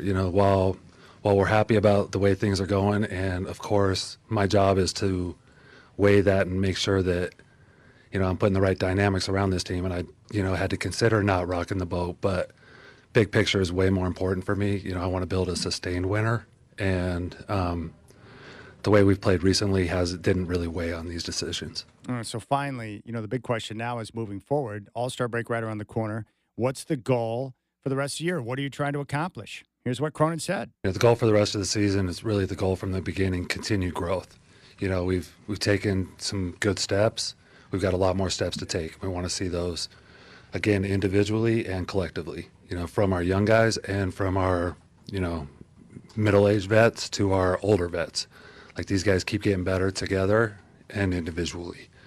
As far as, our projection as a team and just, what do we look like from a talent standpoint, that's our challenge always, is to keep accumulating talent, keep getting as, high end as we can as far as the, the players we're adding and the capabilities that, these guys bring. And, for me, a lot of that still comes with the development. Like, we have a really talented group of guys that are capable of taking multiple steps. And for me, if they're playing well and they're getting better daily and they're learning how to win and, build that winning competitive mentality, for me, that's, real progress for them. All right, there's Joe Cronin. The Trailblazers begin a 3-game road trip tomorrow in Minneapolis against the Timberwolves.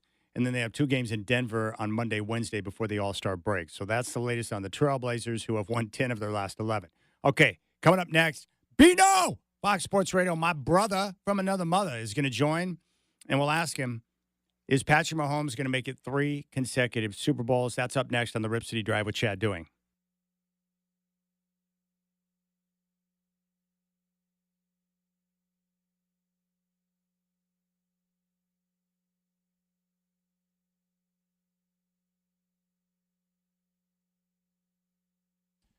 All right,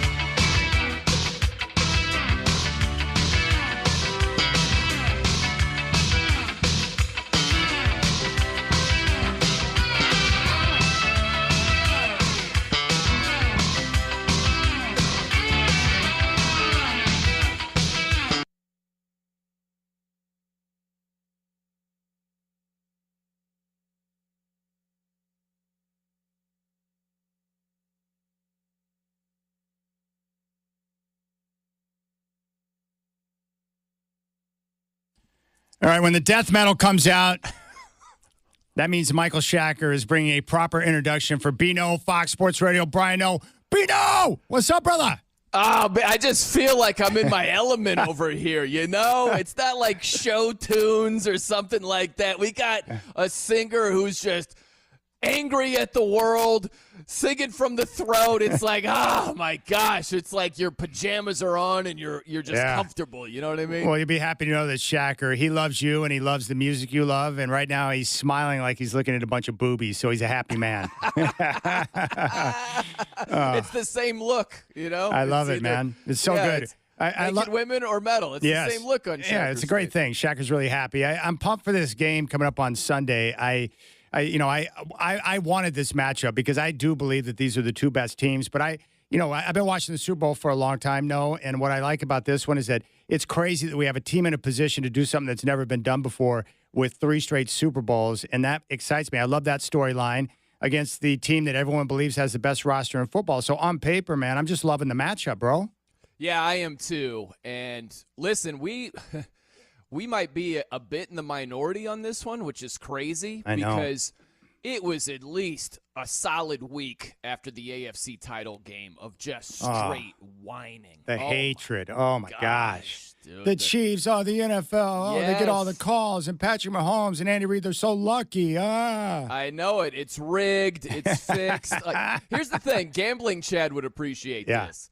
For anybody that is saying the NFL is rigged and it's fixed for the Chiefs, you should be betting everything you own on the Chiefs to beat the Eagles. Because if it's fixed and it's really rigged, you can't lose. That's right. Right? So if anybody's saying that and they're like, yeah, I put $50 on the Eagles. What are you talking about? You know, that's right. If you can't speak out of both sides of your mouth. For anybody who's stupid enough to believe that it's actually rigged, you should be betting. You should be borrowing from friends, family members to bet more on the Chiefs because it's supposedly rigged. Exactly. If I knew that Roger Goodell was going to put in the call to make sure the Chiefs got the win and the cover of the 1.5, I am taking out a massive loan, and I'm heading straight down to Vegas to join you and put in the wager, man. No doubt, right? That's right. And all of a sudden, it's like, well, okay, bet everything you own on the Chiefs. Bet half of what you own on the Chiefs. And it's like, I don't know if I want to. Oh, really? You don't want to do that? Is that maybe because it's not rigged? Oh, those people wear me out, Chad. You know what I love about the Chiefs is I respect teams and organizations that are run really well.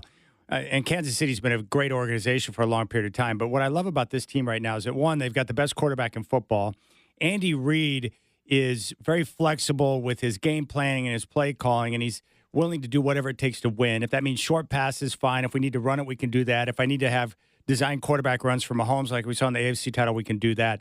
They get it done. And then you've got Steve Spagnuolo, who's the best blitzing defensive coordinator in football, and they've been together for so long where I just feel like they know exactly what they want to do. They have great synergy on the staff, and with the experience they have in key spots on the field, it just makes for winning tight football games and clutch situations. I love the way they operate. Yeah, me too. And listen, I'll be honest with you, Chad. These last 2 weeks, I've wanted to take the Eagles.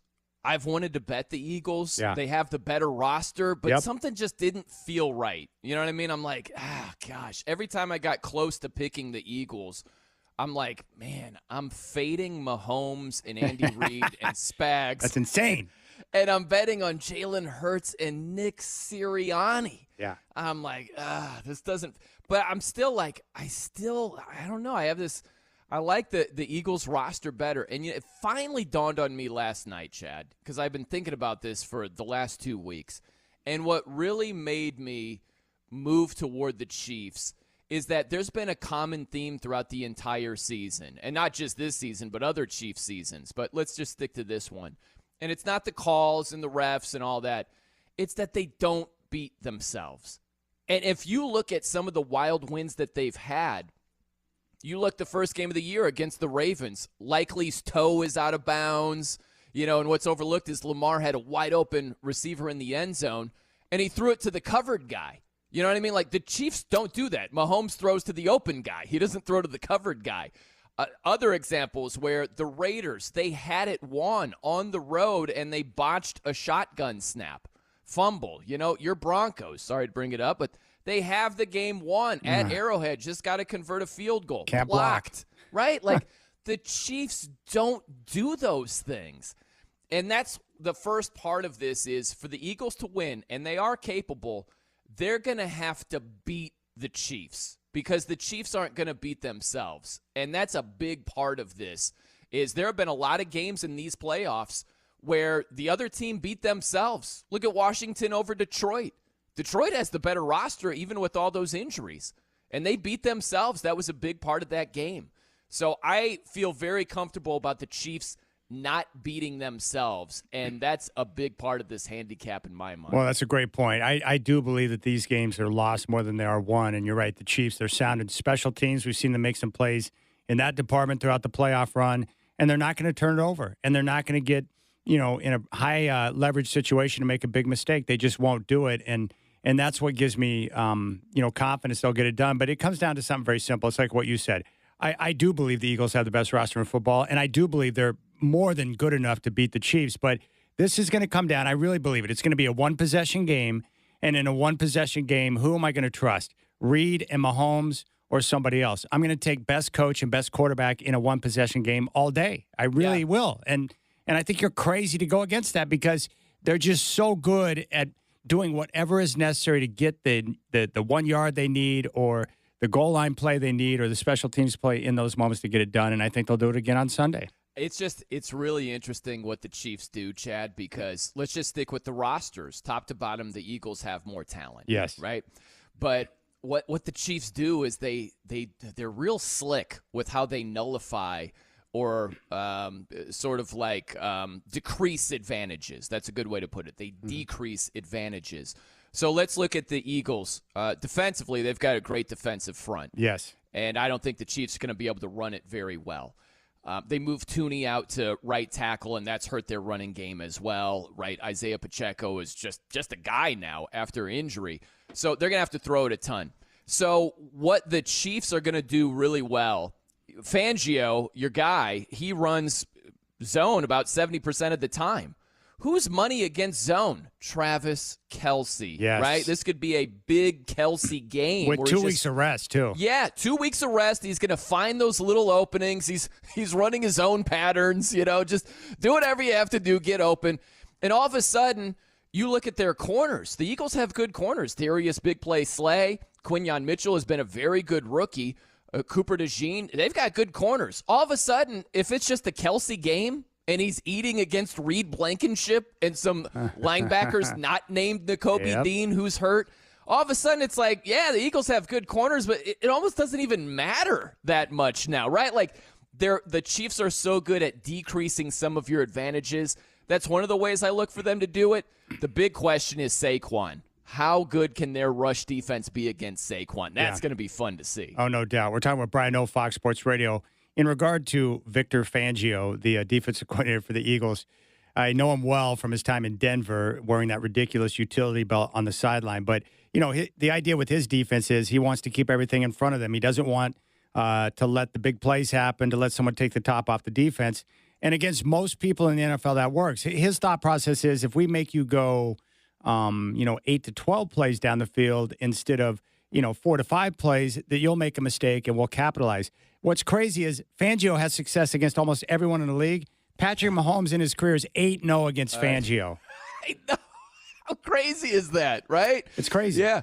It's the Mahomes-Andy Reid connection right there where, not one win against Reid or Mahomes. And, against lesser teams and lesser quarterbacks, that works, right? Like, we're not going to allow you to score a 50-yard touchdown. You're going to have to work the ball down the field. You're going to have to convert in the red zone. That's easier said than done.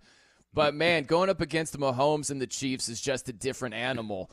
And that's why his record is 0-8. Can you believe 0 for goose egg, baby? Yeah, that tells you everything you need to know about Patrick Mahomes. I will give credit, though. Mentioned Saquon Barkley.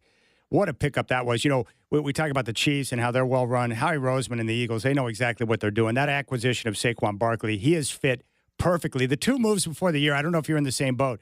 Derrick Henry to the Ravens, I was like, well, that's a perfect marriage. Yeah. And then Saquon to the Eagles, I was like, it doesn't get much better than that. And it's paid dividends, man. He has been electric. MVP type candidate this year. I love Saquon. He's one of those rare guys that we've seen in our lifetime, where he's got the strength to run between the tackles, but he can get, if he gets in the second level, he's got the burst to go the distance from anywhere on the field. I love watching him play. Yeah, he's been sensational. He has. He's been an absolute home run hitter. He's gotten better in the second halves of football games. Like that's pretty scary too, right? Where he rushes for over 2,000 yards and he just gets better the later the game gets. Yeah. And that offensive line just leans on you, right? So, to limit Saquon's effectiveness is a big deal, a big challenge for Spags in this game because, man, you look at the Chiefs' rush defense, the first half of the season, they were lights out. They were tremendous. And then toward the end of the regular season and the playoffs, they've gotten leakier. And you look in the playoffs, you had Joe Mixon go over 100 yards rushing. You had James Cook go over 80 yards rushing, and he only had 13 carries, So that's a little scary. I want to see if you're going to run blitz the Chiefs offense quite a bit. That's what Spags might throw out there. But, man, the Eagles have a lot of offensive firepower as well. And the guy that no one's really talking about, Chad, is Jalen Hurts, Jalen Hurts threw for over 300 yards in the first Super Bowl matchup 2 years ago. He was probably the best player on the field. Yep, and now he's got a much better running back in Saquon, who's been a legit MVP candidate. And it's been all about Saquon, Mahomes, Saquon, Spags. I haven't heard much of anything about Jalen Hurts. And I'm not expecting him to just light it up. Yeah. But he's more than capable of throwing for 250. Oh, sure. Right? And having a legit game where if you're run blitzing Saquon and doing everything you can to limit his effectiveness, there are going to be a lot of plays to be made for Jalen Hurts. And don't you like Jalen Hurts' poise? He always seems to be at the same level at all times. Big moments, no matter what's going on. I like the way he carries himself. But I want to ask you about something Alex Brink told me earlier in the week. He thought that, the game would come down to, because it probably will be a tight football game. He's like, look, the Eagles are not going to be able to line up and just run it every play with Saquon. At some point late in the game, Hurts is going to have to move the chains through the air with third down passes, good decision making, and the question is, can he make enough of those plays? And I'm just wondering, will he be able to come up with enough of those to put them in a position to win the game up against Spagnuolo, who's certain to bring a lot of pressure? Yeah, well, it could come down to that. Yeah. And he's got the weapons. They have A.J. Brown, Devontae Smith, Dallas Goedert. The Chiefs have done a bad job covering tight ends throughout the entire season.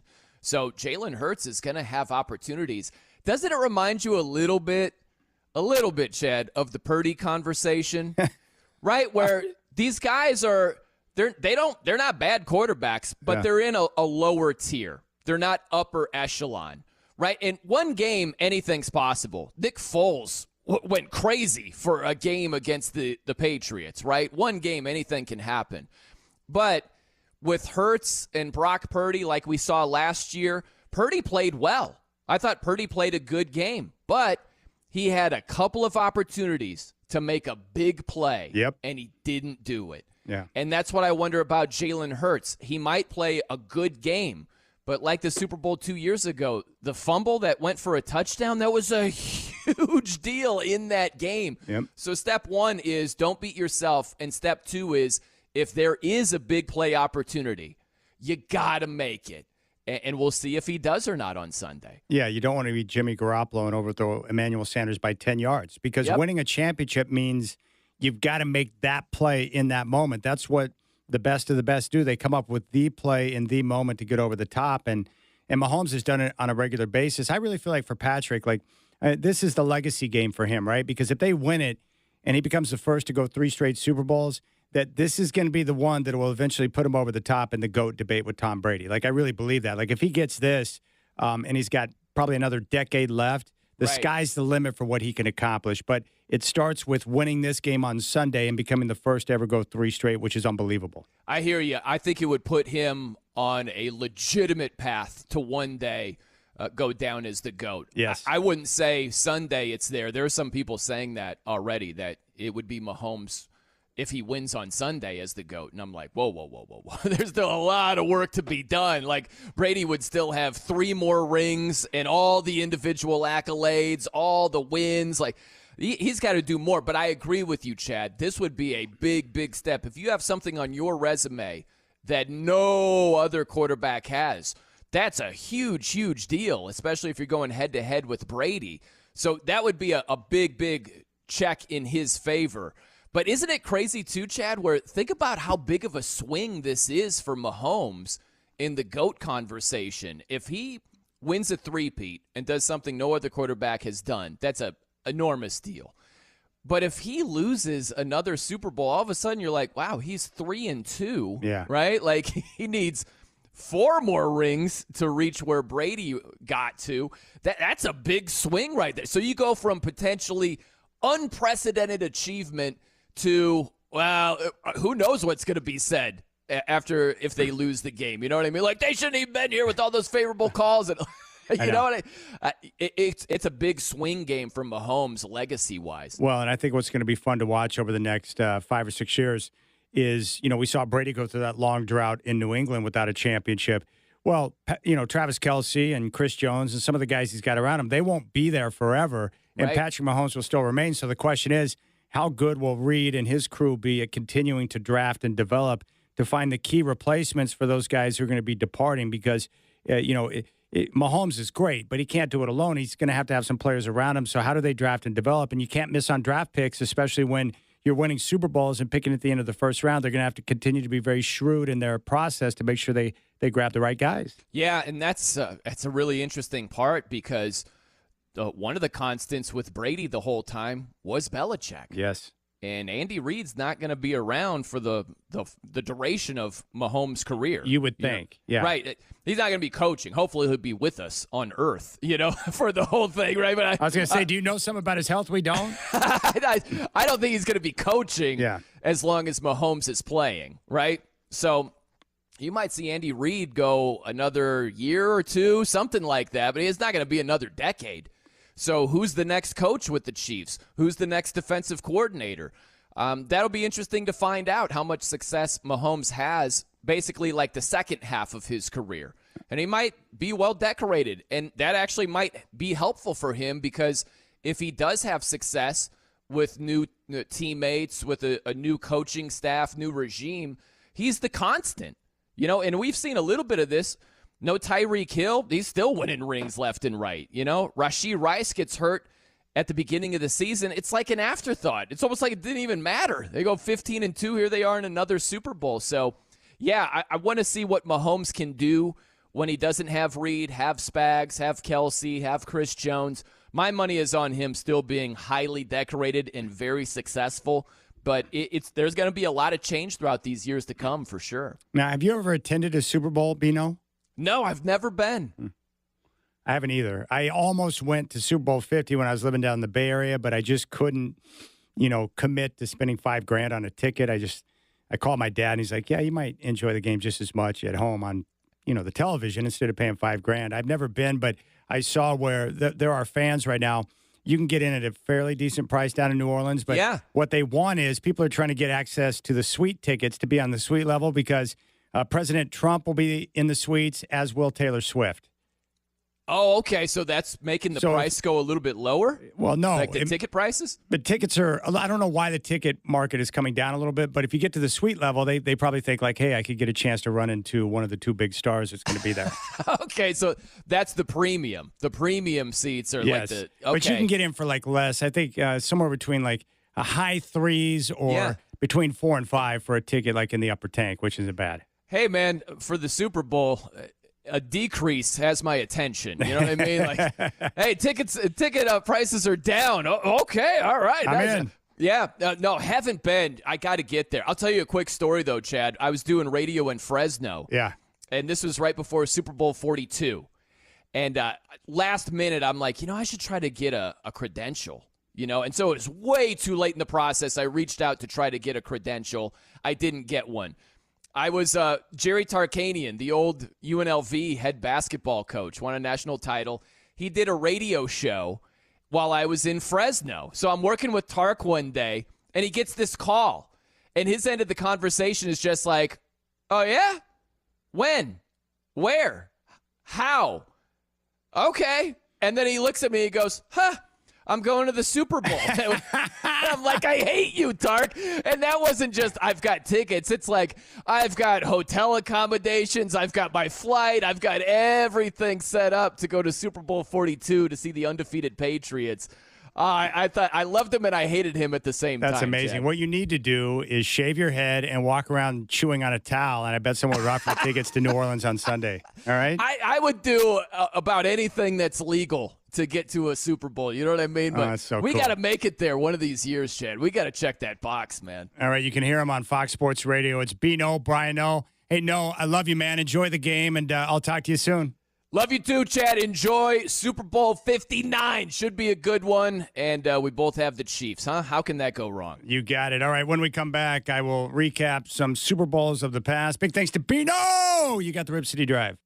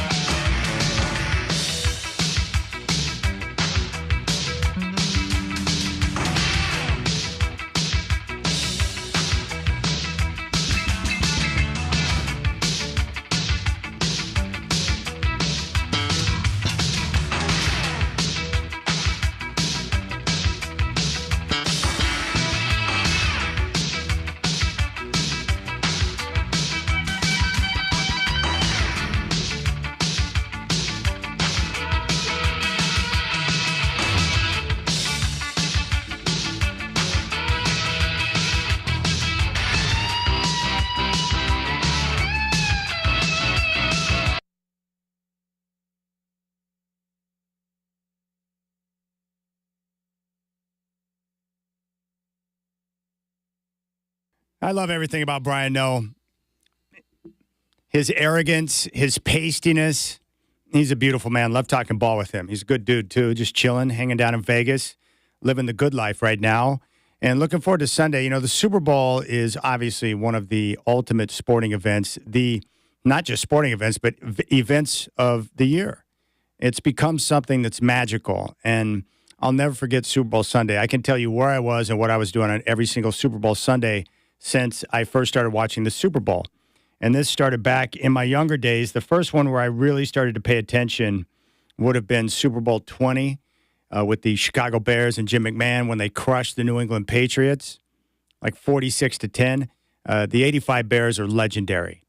And they only lost a game, and that was a Monday nighter in Miami against Dan Marino and the Dolphins. But that's where it began for me. And I remember being at a Mexican restaurant in Denver, Colorado with my mom, my dad, my cousins, and my aunt and uncle. And I was watching the game. And then the next year, when I had become a full-fledged Bronco fan, they were in the Super Bowl in Pasadena against the Giants. And from there, it's just continued on. And there's been some hideous games over the years. There's been some great games, but, you know, the Super Bowl moments are awesome. You got to love it. Super Bowl 25, of course, the Giants and Bills, the first of the Bills' 4 consecutive Super Bowls, a 1-point difference that came down to a missed field goal at the end by Ray Finkel. And that was the game where Whitney Houston sang the national anthem. It's like the greatest anthem ever sung. And it was awesome. What a moment that was as the Gulf War was, you know, getting underway. Bills-Giants was a classic Super Bowl. And then you remember the big games throughout. My favorite Super Bowl of all time, of course, Super Bowl 32 with the Broncos and Packers. The AFC had lost like 13 consecutive Super Bowls. The NFC had dominated them in the big game. And the Broncos going in were 0-4 in Super Bowls. Elway was 0-3. But on that night in San Diego, Terrell Davis, Super Bowl MVP with 3 touchdowns and 150-plus yards rushing. And Elway won his first championship. And that was the first of back-to-back championships for the Broncos. So many great moments over the years. The greatest football team I've ever seen in the NFL were the 89 49ers that hammered the Broncos 55-10 in New Orleans, where the game's going to be played this year. That team, I believe, the 89 Niners, is the greatest football team ever assembled.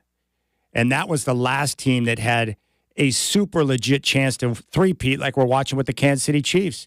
In 1990, they started the season on fire, cruised to the playoffs with home field advantage, and then got cold-cocked by the Giants in the NFC title game. But I thought for sure that team was going to go 3 straight with Joe Montana, who got cracked in the NFC title game. But loved the Super Bowl, the big games, the big moments, all of it. And then I was living in the Bay Area when the Broncos in Super Bowl 50 with Peyton Manning played the Panthers, and I considered going to the game because I always wanted to see the Broncos in a Super Bowl. I just couldn't, for the life of me, part with $5,000 to make that happen. I remember calling my dad, and I'm like, Dad, I mean, it's like 40 minutes away. I could drive there. I can't get a press pass, but should I buy a ticket? Is it going to be worth it? If they win and I'm there to watch it in person, is it going to be worth the $5,000? And my dad wisely told me, he's like, well, you would enjoy it, but I think you might enjoy it just as much if you're sitting on your couch in your home watching it on television. So I did not part with $5,000 to go watch them in person. And I know ticket prices right now, you can get in to the Dome down in New Orleans for less than $5,000. Well, it's insane. It's totally insane. And my dad was right. I don't regret not paying the dollars to get to the Super Bowl, but I thought about it. I remember looking into packages when the Broncos won back-to-back bowls down in Miami against Atlanta. It's like $10,000 back in 1999. That's absurd. But I considered it. I thought about it because the Super Bowl is super special. And what I like about the Super Bowl, and I used to dream about this when I was younger, before the Broncos had won it, like there's a certain elite status you get when you become a champion and you reach that level. No one can ever take it away from you. And you go down in the history as being a Super Bowl champion. It's really cool. The trophy's awesome. The game is awesome. It's a one-game, winner-take-all big moment. A couple other moments that blew me away. Nick Foles out-dueling Tom Brady in a Super Bowl to win one for Philly. That was awesome. Nick Foles now a Philadelphia legend forever and ever. It's pretty sweet, isn't it? Tom Brady's been great. The two giant victories, Eli Manning getting over on Tom Brady not once but twice, and that final drive and the catch by David Tyree up against his helmet. I mean, all these moments that you remember. I was tending bar over in North Portland during that game, and it was packed, people everywhere. So I'm looking forward to the game coming up on Sunday. Love the Super Bowl, love the matchups, and I think this is going to be a good one. But Patrick Mahomes, it's the reason why it's important for me to really take note of these games is because Patrick Mahomes is Tom Brady. He is Joe Montana. He's one of the all-time greats that we're going to talk about forever. Like the NFL legends, like once you win a ball, people remember you forever. Like the 85 Bears. The Chicago Bears haven't done squat since 1985, but we all remember that team and the 85 Bears defense, which is considered like the all-time best. Like we never forget that, right? Those big Super Bowl moments. One of my favorite Super Bowls, and I was disappointed with the result, was the Cardinals-Steelers Super Bowl. What, about 10 years ago or so? Kurt Warner is one of my favorite non-Broncos of all time. I think he's super cool. He's a good dude. I love his story. I watched him play in the Arena Bowl when I was a Portland Forest Dragons season ticket holder. And then he makes it to the NFL and leads the Rams to not one but two Super Bowls and wins a championship. And then he took the Arizona Cardinals, a franchise that I never thought could get to a Super Bowl and nearly won it. He threw that great pass to Larry Fitzgerald for the touchdown, and then Ben Roethlisberger drove the Steelers down the field, and Santonio Holmes caught it in the back of the end zone. Devastated by that one because I wanted the Cardinals to win. Larry Fitzgerald, another guy, one of my favorite non-Broncos of all time. That guy's like all class. Same with Kurt Warner. That was a great team. That was a great run. Love that story. Kurt Warner is awesome. Amazing. From Arena League to NFL Hall of Famer. But they were close. But that was a big win for Big Ben as they, took him right down the field. I went to the AFC title game back in 2006 after the 2005 season, Broncos and Steelers. I thought, I'm going to see with my own eyes the Broncos go to the Super Bowl. And then the Steelers went in there and cold-cocked them. And then they went, and they had the benefit of the doubt with the officiating and beat the Seahawks in the Super Bowl. I remember the Broncos getting crushed by the Seahawks. And Peyton Manning's first play, the snap went way over his dome, out of the end zone safety. And then I watched the Seahawks defense annihilate them for 60 minutes in complete domination. That Seahawks team was awesome. And then the following year with the Patriots and Seahawks, where the Patriots had the late lead, Russell Wilson has the big pass down the sideline, sets them up first and goal, and Pete Carroll, for whatever reasons, decides, we don't need to give the ball to Marshawn Lynch. I mean, we're only a yard away from winning the Super Bowl. Why would we want to give it to the most powerful running back on the planet? Let's let Russ throw it and get picked. That's a better idea. And then after the game, Bill Belichick was like, hey, that was a good call by Pete. I understand why he did it. We were showing a certain look, and he was trying to catch us off guard. We just made a play. No, it was a dumb call. You hand it to Marshawn. I think Marshawn, regardless of defensive front, might find a way to power through a couple of dudes or three guys and get in the end zone. I'll never understand that. Another example of how when you get there in this moment, in that game, you've got to be able to get over. And I heard Tom Brady talking about this last week where he talked about how great it is to get to a Super Bowl because there's only two teams to get there. But the week of preparation, leading up to the game, that you have to be focused and you've got to be in tune with what you're going to accomplish because things happen real fast on Super Sunday, and you've got to make sure you execute and take advantage of your opportunities because there's no guarantees you're going to get back. And for the Eagles, they're back in this. For the second time in 3 years, they came up just short to the Chiefs 2 years ago, and they get another look at it against the same team. It's a great opportunity. But again, if you don't capitalize, you may not get back. So there we go. That's what's going on. Give me the Chiefs. It's going to be a tight game. And in a close game, one-possession game, which is what I think it will be, I am not going to turn my back on Patrick Mahomes and Andy Reid. They're too good. And they execute so well. And they've been in so many high-pressure situations that they know how to execute and get the job done. I trust their decision-making. They're not going to shoot themselves in the foot. They won't turn it over. They won't make the big mistake. All right, that's going to do it for us. Thank you for your time. On Monday, the Trailblazers will be in Denver to take on the Nuggets, so I'll have an abbreviated Rip City Drive starting at 3. Enjoy the big game on Sunday, and I will talk to you next week.